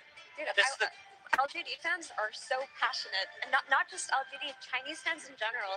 I saw people downstairs walking around with huge Azure Ray banners, smiling these big smiles on their faces, and to have a dedicated fan base like this at a stage like TI is just going to make a team stronger. Yeah, I mean, the fans need to go up because this is the only time that China had only 2 teams at TI. So they need to be loud, and they're really stepping it up. And LGD, whenever you watch their games, they've been like consistently good. They've been consistently placed well at TI, and also like some of the games that they produce, they're always hype. Yeah, and let's talk about the year that these 2 teams have had as well, because LGD Gaming, Lacoste, it was a rough year. Well, it definitely was. I mean, the way it started for them, like, there were some big shoes to fill. You know, we're talking about Fate Beyond, Ame, Jinkyu. They needed to bring in new blood, and these are basically, one of the best players in China for a good reason. Things were not working out. The DPC won. They played with Shang Yu, Zeal later on. It seems like that they were lacking this versatility coming from the offlane, because if you're playing for LGD Gaming, you need to be versatile. And when we speak about them, like, this is how News sneaked into the team, because Zhao 8, he's going to dictate the tempo, how the game's going to be played. He's going to be picking heroes. You better be ready to play those heroes when he picks it. Yeah, but Mew really feels like he was that missing piece for LGD. The second he joined that team, and they looked so shaky trying in these offlaners, trying to find somebody who can play the way Faith Beyond did, it couldn't quite work for them, and they were consistently placing so low. But after Mew joined, they got 3rd place at the Dream League right after, and they got, I think, 5th and 6th later on, which isn't the kind of result you would want to see from them. But if you compare that 5th, 6th placement to the 9th and 12th they were getting before that, it just seems like they're on the up and up, and they looked incredible during group stages. Yeah, they need to reach the Final Four. Yeah, and I was going to say one last thing about LGD and why they've been so consistently good. I have to look at Zhao 8, and like every single LGD draft I look at, it's just so complete. It has everything. I don't think they've ever got outpicked in their life. Maybe they might play not so well sometimes, but their drafts always look so good, and that's why LGD is such a good team. Yeah, and then on the flip side, we got 9 Pandas. They had a little bit of a rocky year as well, mostly also switching organizations. Of course, that comes with probably a little bit of stress for the players as well, I can only imagine. But this team, there's a couple of players there, Fear, coming out of seemingly nowhere. They are. Honestly, one of them was Ramses for me, because they came from Yeah, and then Ramses joined the team with Solo again. I didn't expect that, so that was like the biggest shock for me. But yeah, they definitely have some newer players as well on the squad, like Miro. He came up recently as well. I haven't seen too much of his performances. Everyone talks about the squad. Of course, Ramses and Solo come up, but Ramses definitely, Miro definitely one of those players in Kiyotaka. Great addition to the team. And Antares, of course, right? I feel like Antares, as a player in 9 Pandas, does so much for them by way of opening up the draft. I mean, this is one of the only teams that consistently opens Sky Wrath Mage. How often do we see that? Not often, but this Antares guy is just a specialty player. He was the person who brought techies into the meta. He's the one who ruined our pubs and competitive Dota for so long. And having a player like that from the position 4 that you can build around in your draft simplifies so much of it. Yeah, when we talk about 9 Pandas, we have to mention that we have the oldest competing player ever, by the way, ever at any international throughout any of the years. Solo is 33 years old, which is the oldest player to have ever graced, in this case, the road to the international. But it is amazing, and on top of that, he is paired up with Kiyotaka Lacoste. It's the youngest player, exactly. I mean, we've seen throughout Dota history that some of the most successful teams are always going to be like this mix of the new blood and the old guard. Like these puppies, these Kurokis, they're going to be leading the team their own way. Solo is pretty much doing the same thing for a good reason. There was a period of time where like the results were lacking after like VP disbanded, and then they started to pick it up again. That he is one of the best captains in the world for a good reason. Yeah, and he serves as a bit of a father figure to him, a mentor, which is something that you really need when you have all of this raw talent, but none of the discipline. And I think it's important to note that Solo believes so strongly in Kiyotaka as a player, because there was a content piece that was played during TI groups. And Solo said that I think in a few years, Kiyotaka will be the best mid player in the world, without a doubt. He has so much faith in him, so that's really great to see. Yeah, and Solo, of course, together with Ramses, Fear, this is not the first time that they've been in an upper bracket against LGD. I mean, it definitely has not. These two teams have lots of history going all the way back here, and it's always a great time to watch these two teams play as well. Ramsey's, he's still playing carry. A lot of players will switch to off lane. He had a small stint there, but he's still one of the best carries in the world. Solo's still playing 5. He's also doing really well there. They're playing against their counterparts as well, LGD. They've made more changes, I'd say, but still a very strong team. I mean, I guess Xiaowei is used to seeing these guys in competition. Yeah, when we talk about the position 5s, I do want to have a little bit of a comparison between Solo. This is, by the way, his 4th international performance, and he's going up against Y, TI winner, of course, with Wings. And this is also his 4th attendance. And I want to talk a little bit about that because, of course, winning TI is the ultimate success, and Solo hasn't had that one yet. But how do we feel about the playstyle, Lacoste? Because these two players seem like a staple on the 5, both of them. Pretty much. I mean, if we go a couple of months back when Solo, like when Blood Grenade was introduced into the game, he was the player that used Twin Gates the most and used the most Blood Grenades. Like this is like bloodthirsty team. They're gonna be like every single time it's off cooldown, they're gonna buy it and they're gonna make something happen with it. Because I would compare him like to some of the like greedier 5s as well, where they can also be like super aggressive early on. If he finds some farm on the map, he's gonna use it as much as possibly can. You know, you give him 200 gold, it feels like he has 500 gold. Yeah, he's also the type of player to just get in your face all the time on Solo. I mean, Nine Pandas are one of the only teams that still prioritize Undying heavily in their draft, and they get Undying consistently banned out against them because while that hero still has its strengths, a lot of other support heroes have popped up. But if you've got Solo, you've got him on some ET punching you or dying, decaying you and punching you in the face. He's just a very aggressive type of player that just focuses on securing farm first carry. How does that compare to Innocence or Why You Smile or Why? All the same person, by the way, just different names over the year. Yeah, I mean, Solo is definitely way more team fight oriented on all his heroes right now, where we saw Y just pull out a Chen already in this tournament, right? So he's got a much more diverse hero pool, and he has a lot of experience, and I think that's one of the strengths of LGD is like they have a lot more versatility on what they want to do. When it comes to Nine Pandas, they kind of like have their set roles, and I think they do have Kiyotaka, one of the newer players here, and they got to make whatever they play revolve around here, make sure he can play what he wants to play. And mid lane hasn't really been a lane where you can experiment too much around, but Nine Pandas have found a way to make it work. Yeah, and you see that in the way they prioritize Kiyotaka in their draft. He is always their last pick unless they can secure one of the broken mid heroes in that overall first pick. But in teams like Spirit, you often see that last pick being centered around the safe laner, the carry. But for Nine Pandas, they're always trying to get some kind of gotcha Earthshaker, some gotcha hard counter like Alina to something that they maybe don't expect, and they rely on Kiyotaka to carry. So it's not just Ramses who's going to scale into the late game. It's almost always Kiyotaka who takes them there. Yeah, and that always revolves around Ramses' hero pool too. He plays a lot of Alchemist, loves playing Sven, Faceless Void. Those are his most picked heroes. They all have a stun. They all allow Kiyotaka to play a hero that doesn't have a stun, can run around the map and do the damage.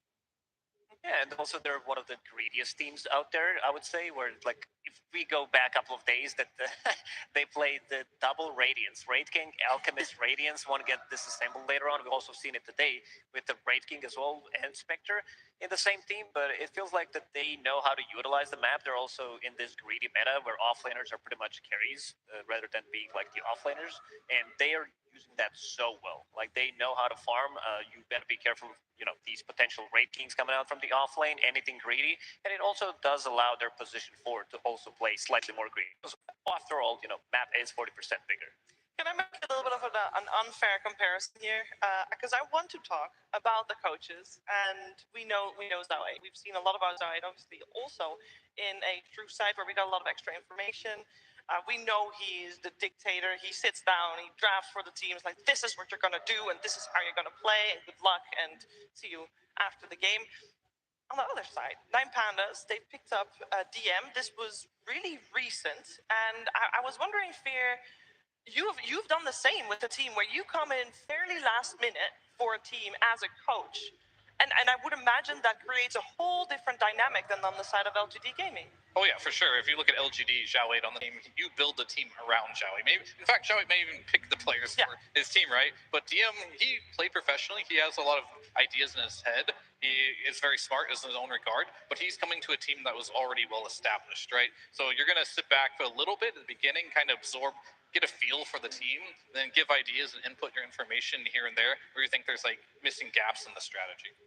Yeah, and I think sometimes all a team needs for something to click, and we saw this with CY for Gaming Gladiators, that they need someone that they can have that friendship and camaraderie with, where they can just talk to comfortably, who doesn't necessarily change too much about them, but hears them out and offers their own insights. And I think that's what DM is probably doing for Nine Pandas, because their performance so far, like after the group stages, them winning versus Bedboom in the qualifications to the upper bracket was wild to me, because I didn't think that they were the caliber of team at this point that could beat Bedboom, but they proved us all wrong. And I heard it was a little bit of a student beating the teacher scenario. Yeah, so I learned recently that Kiyotaka actually learned mid from GPK. They would sit down on Discord and they would just talk about strategies all the time, like little things like itemizations, little map movements. They would always 1v1 each other. So it was very interesting to see the disciple from the GPK. disciple overthrow him. Yeah, that happens eventually. That is just the way it goes. I think if you are truly a teacher, all you can do if you're beaten is be proud. I mean, that game wasn't fair. It was pretty much 6 versus 5. It was 5 players plus Tormentor. True. That is very true. I want to talk a bit about the group stage and the road that LGD Gaming has taken, because what we've seen so far is that a lot of the different regions have different play styles, and LGD did great in the groups. Let me just put that first. They came first. They did wonderful. Of course, the series after that, they 2-0'd as well to get into the upper bracket. During the groups, there was one team that they tied with, which was Virtus Pro, another Eastern European team. And I was wondering, Lacoste, how much do the Eastern European teams, in terms of play style, have in common? Will this be something that LGD will struggle with? I would say not necessarily, but these Eastern European teams, they do have this aggressive style of Dota. They're going to run at you. They feel, that you're bleeding. They're not going to stop. I mean, this particular game that they played, they had very active heroes. This is Spectre we're talking about, the hero that has been buffed. And the Eastern European teams, they love to pick it up. Ulti went from 80 seconds to 60 seconds, and they're going to use that. A lot of the times you'll have like one vision hero. They're just going to provide vision for Spectre. And then Enabler, we saw Grimstroke, we saw Treant Protector as well. Like Grimstroke, I'm talking about the combo with the Inkswell, because he's following around Spectre every single time the ulti is up. You're going to jump them. But this playstyle that they have, both of these teams are really aggressive. They come online extremely fast. So I would say that in terms of playstyles, they're pretty similar, because LGD, they're not trying to take it to the late game. Average game time is around 41, 42 minutes right now. And a lot of the time throughout the group stage, LGD managed to close the game between 20 and 30 minutes.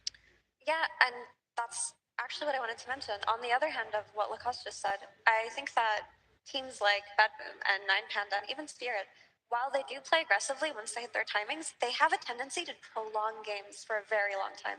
I think throughout this entire competitive year, the highest match time averages were all Eastern European teams.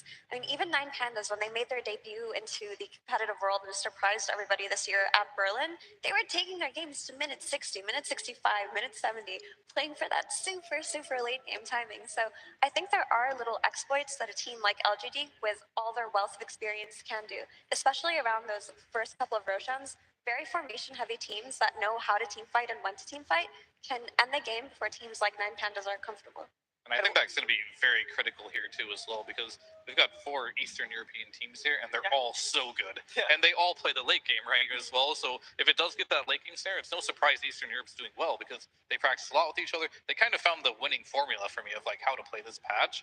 And LGD is coming in, challenging that with a different type of idea of how to play the games. And we'll see how it works out here, but I think this is going to be a true test of can you beat Eastern Europe in the late game, or do you crush them in the early game and don't let them get there? And so you feel like this will be an aggressive game coming out? Absolutely. I think it might be a bloodbath. We're talking about 20, 25 kills 10 minutes into the game. It could happen, because I can go back and talk about Nine Pandas against Entity, because we said, that they like to take it into the late game. They're also not too afraid to call the game if they see that they can't win a 21-minute game against Entity.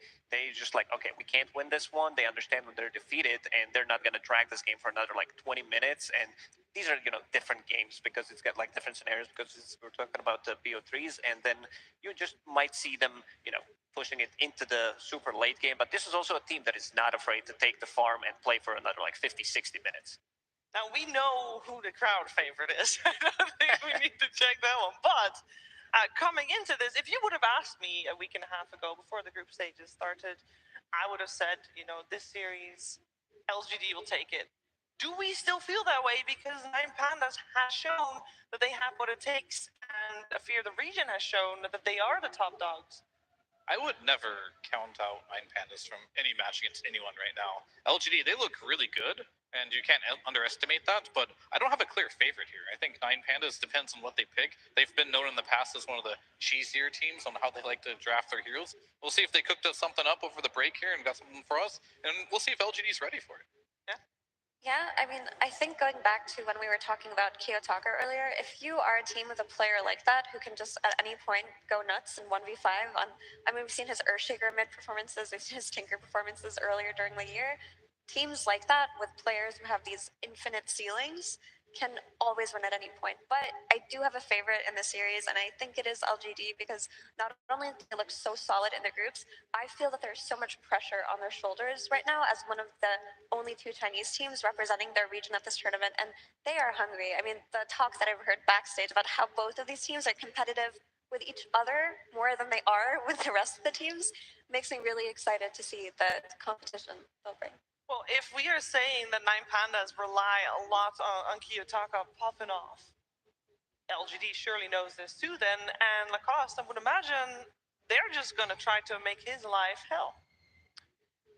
Yeah, I agree. I mean, Planet, he also tends to join some of these like early engagements. If he sees supports like are going to rotate to the mid lane, he's going to be there.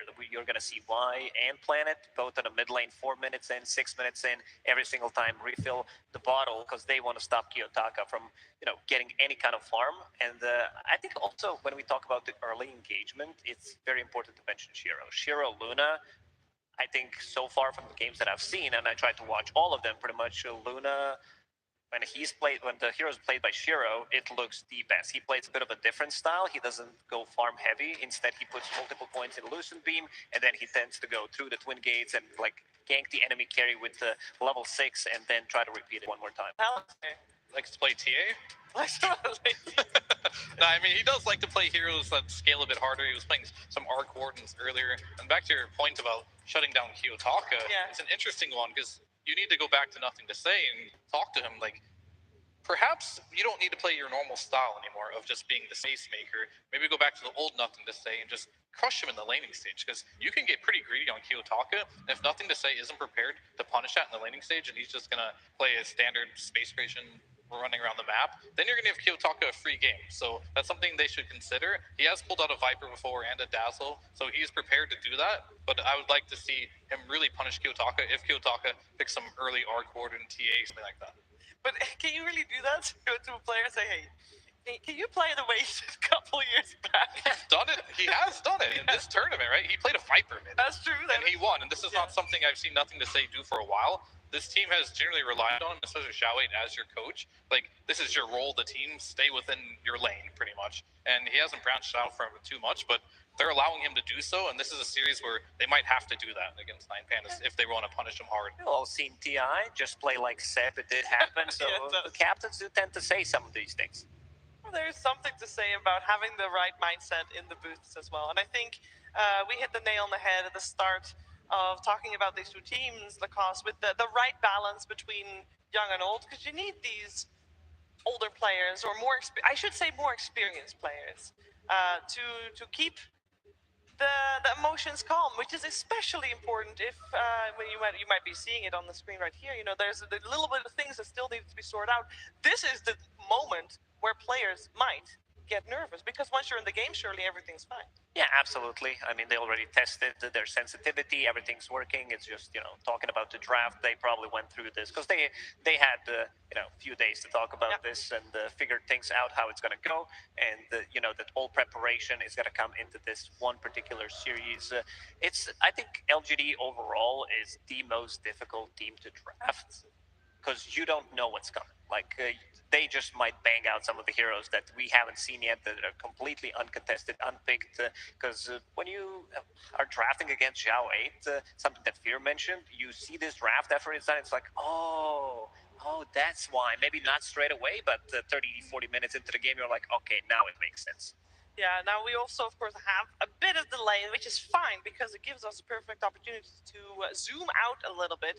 Because these two teams, they have known for a while that they were going to face each other. We can take a look at those brackets, and we can see also that the path ahead is pretty clear. And I think maybe especially for LGD, they are just really hoping that they get the chance for Azure in that next stage. When you look at the bracket sphere, and when you've done that as a player in the past, do you look further ahead, or is it really like tunnel visioning on that first series and not thinking further? Well, it depends on who asks me. If I'm asked in an interview, I'll be like, oh, I don't care, I'll play anyone. But yeah, secretly, you have your preferences. Yeah. You know who that you're best against. It's not necessarily you think they're weaker. Sometimes they're weaker, but you match up better against them. So if Azure Ray is better for LGD, we're definitely looking to the future. If LGD win the series, maybe that's who they'll go for. Maybe they'll want to go for the NA team.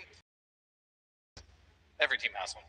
Every team has a preference, and we're just going to assume that they're just focusing one series at a time, because that's what you're supposed to do. You have like 4 days. Was it 4 days? 4 days to prepare, Effie? What strats are you going to come up with? Are there any heroes you think that are going to pull out that are new-ish, I should say? New-ish. So I think at this point the meta is pretty established, with what the strongest heroes are right now.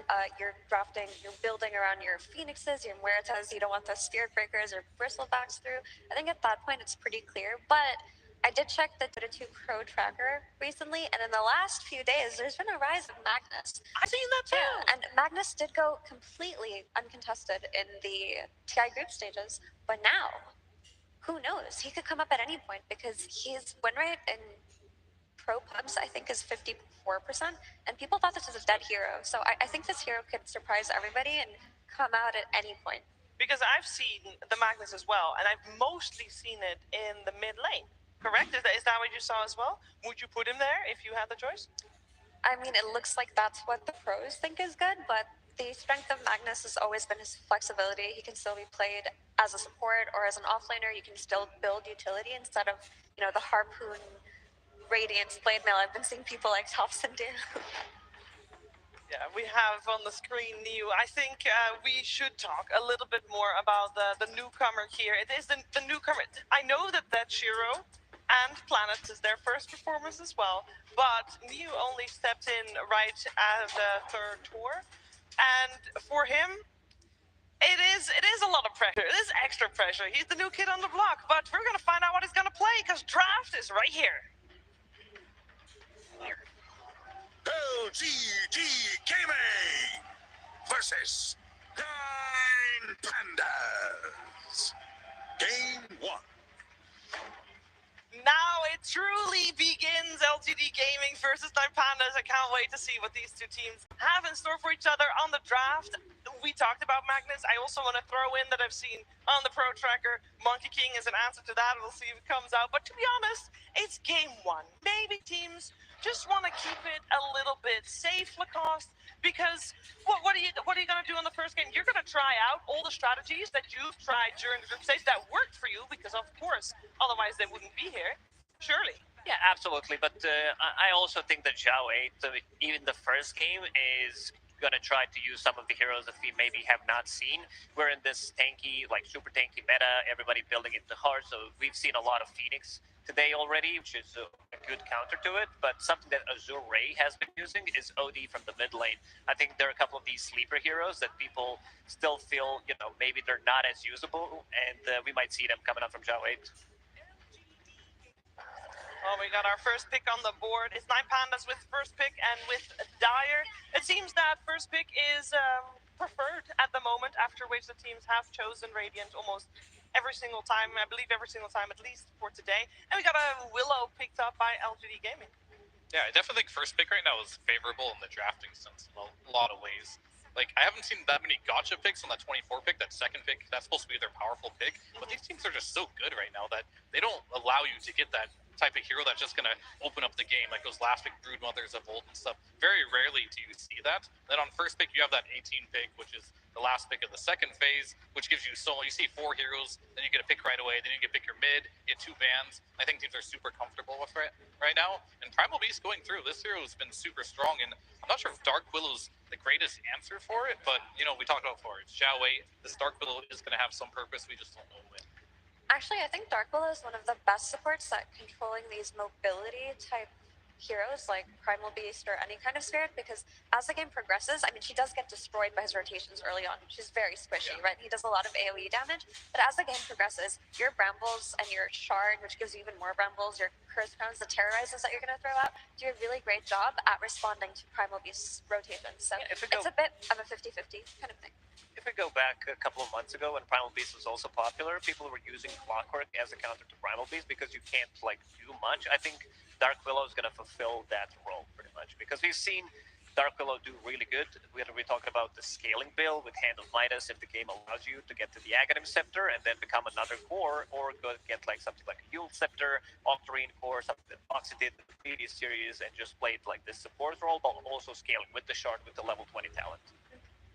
And also, just to backtrack a little bit on the point that Fear made about the 18 pick, the issue with this 18 pick being so strong is that because the majority of the bans you're expending in that first phase, you don't really have the bans to protect for the second. So you can get entirely caught off guard on that 18 pick. You can only have 1 or 2 preventive picks for things in the past that were like Beastmasters or potential Storm Spirits to come out. There he is! And that's why we see the Monkey King ban coming out as well. I love this already. Yeah, this hero's been on the up and up. I mean, I feel like he got forgotten for a while because when Magnus got changed to Universal, everybody was playing him as a super OP right clicker. It got scaled down a little and he got shelved, or he was tried as utility and got shelved. But people have found builds that are working for him, and yeah, this is the first of many Magnus picks we will see this time. Oh, immediate response. You know, Rubik after the nerfs to Fate Bolt in the laning stage, it's like -2 damage, which is not that much, but you know, playing against Magnus, there's always going to be this threat.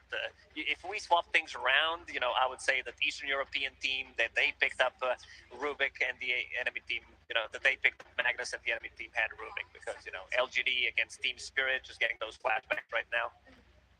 But I also feel like Rubik versus Magnus is just very dependent on how you're going to play the Magnus, because the utility Magnus who's dependent on the RPs or the skewer backs gets very easily disrupted by Rubik. But if you're playing the Harpoon, right-clicking, tanky Magnus, this Rubik pick is not going to do that much for you if you're 9 Pandas. If you're the one getting Harpooned, you're dying. Like, you're dying in 3 hits, pretty much.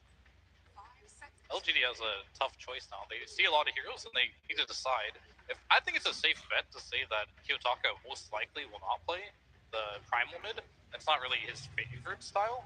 So it could be Mero, so they do have to show some more cores here as well. Because, yeah, you're going to pick one support, but then you have to decide, where's this mag going?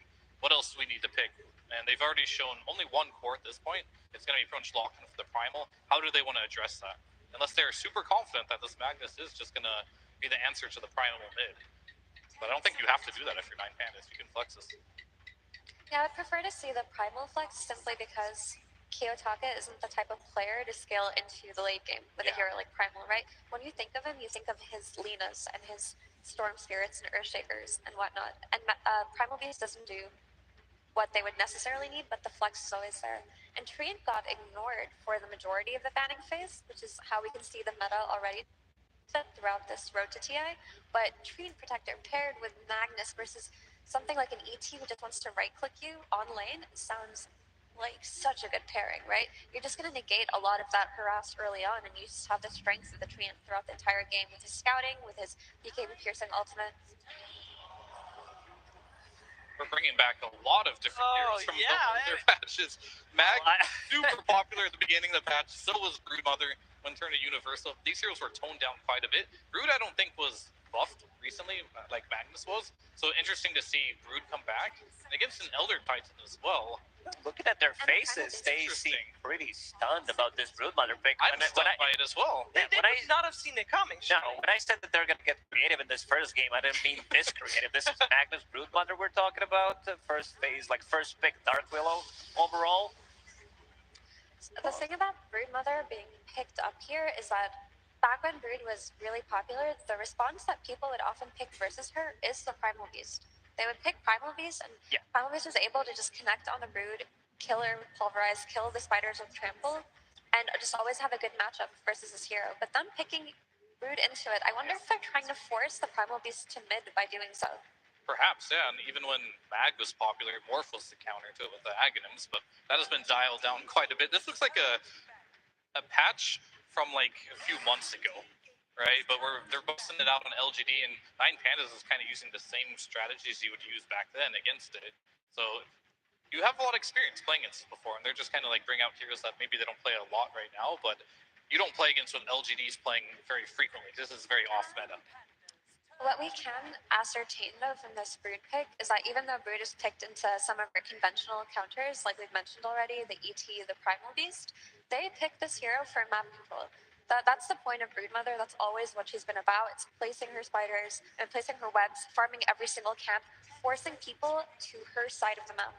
So if that's what LGD is going for, they might just be trying to play the overall macro game and end really early on and not so much think about hero matchups. We talked about that before, right? It's like they want to potentially win early against Nine Pandas, and that might be a good way to do it. Yeah. And they're super aggressive. Like, you have Magnus, you have like all of these stuff you can throw on people, Living Armor, Empower, Broodmother with that going in with Insatiable Hunger. That's going to be ton of damage, ton of survivability. Damage coming up from Nine Pandas early on isn't really there, other than Primal Beast. Morphling doesn't tend to join early on. You have Rubik plus Elder Titan, like they don't provide you with much damage, you know, up until that 10-15 minute. And we did mention about this OD potentially coming out because of this tanky meta. It's also a great save against what they have. So, yeah, these teams, they did a lot of homework.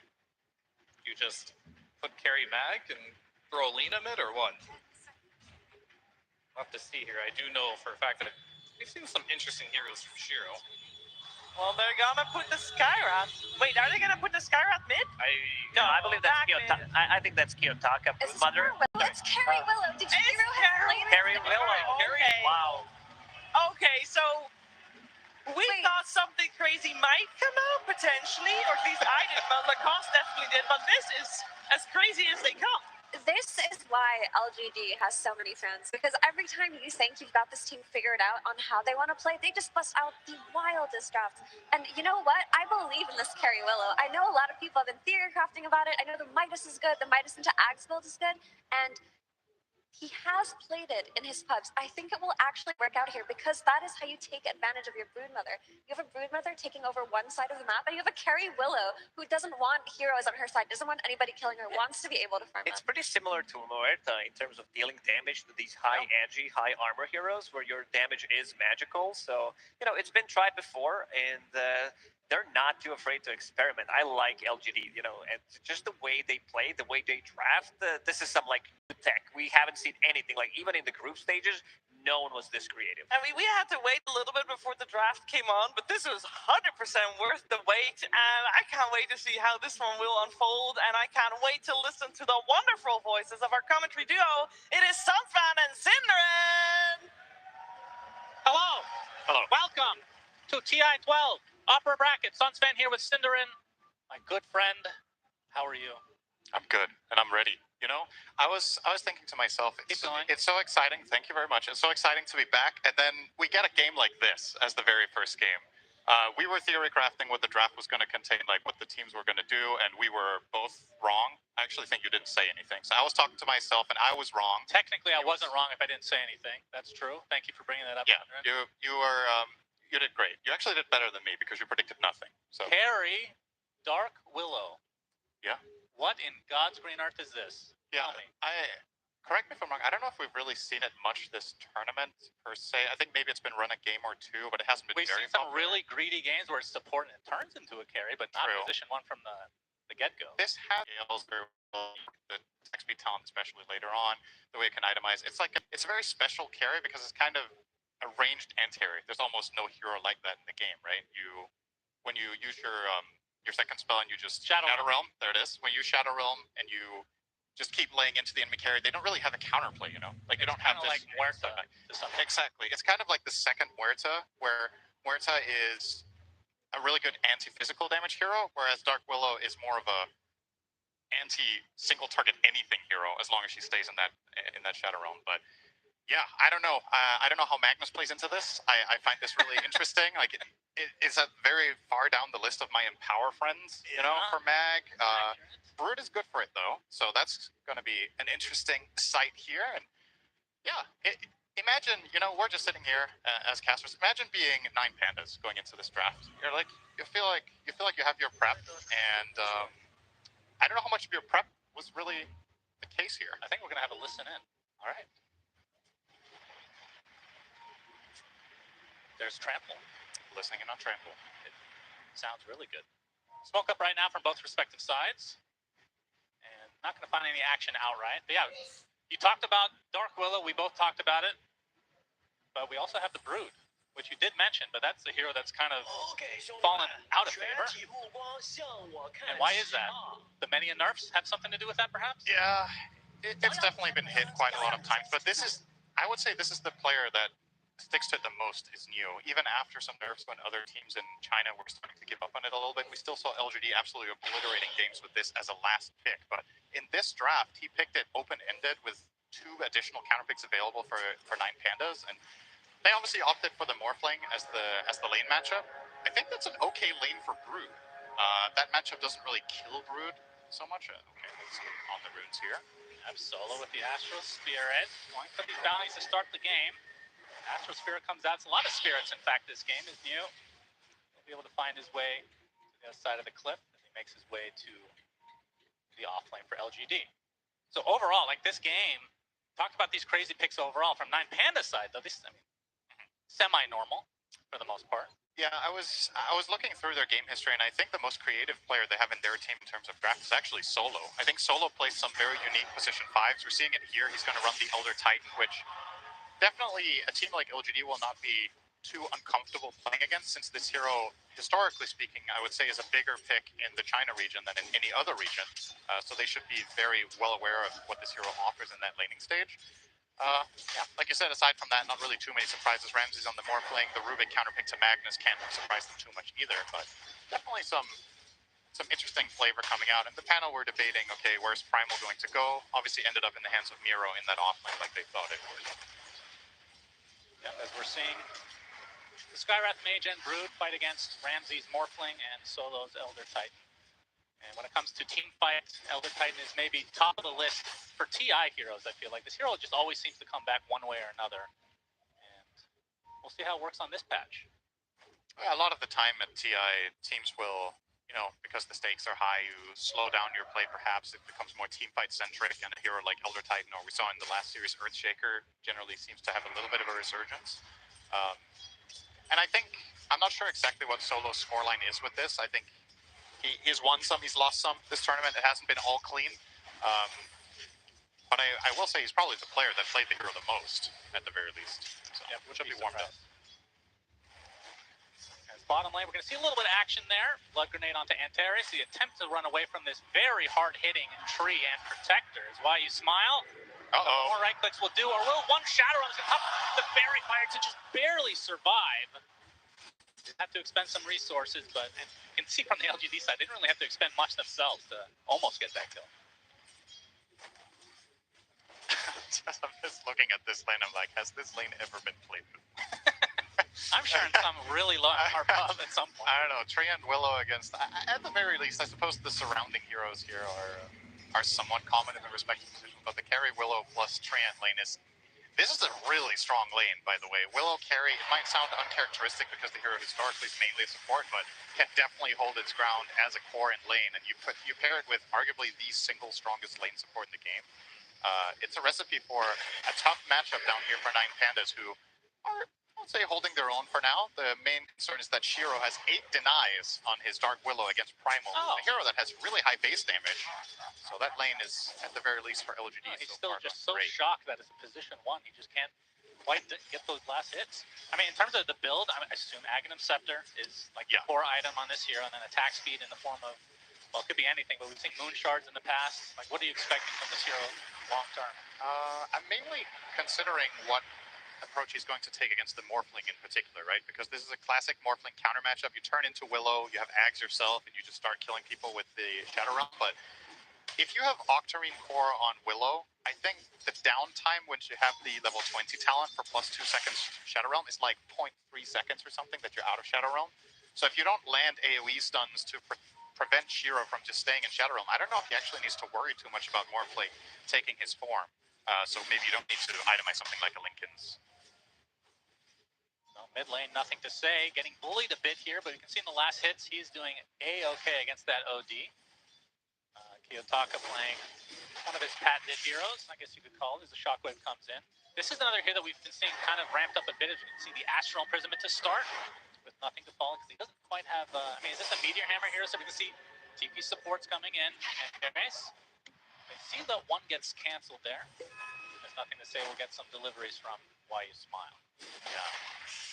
Nothing to say, it's doing really well in this lane. I cannot imagine this being a good lane matchup for Magnus. You're playing against OD, who historically just, or in general, just destroys melee heroes in that mid lane, but he's 24-7 against Kiyotaka's 18-4, so even though he has to buy a healing salve to offset some of this pressure of the OD, his net worth is still going to look very healthy going forward in this game. I guess it begs the question, how good of a Magnus is this, right? Because if you're having a good laning stage against OD, which is, I would say, not particularly expected, how do you convert it in this game? Do you have good targets? I'd say Morphling is one of the better carries at dealing with Magnus because he can, you know, if you get your shift off, Magnus might not be able to kill you in his holds. The OD can save from the RP. You're playing against Rubik. There's a lot of potential problems here for nothing to say. I mean, maybe would you say based on the draft, just your guess here, since I know you like to be technical, the Dark Willow was first picked, I believe. Yeah.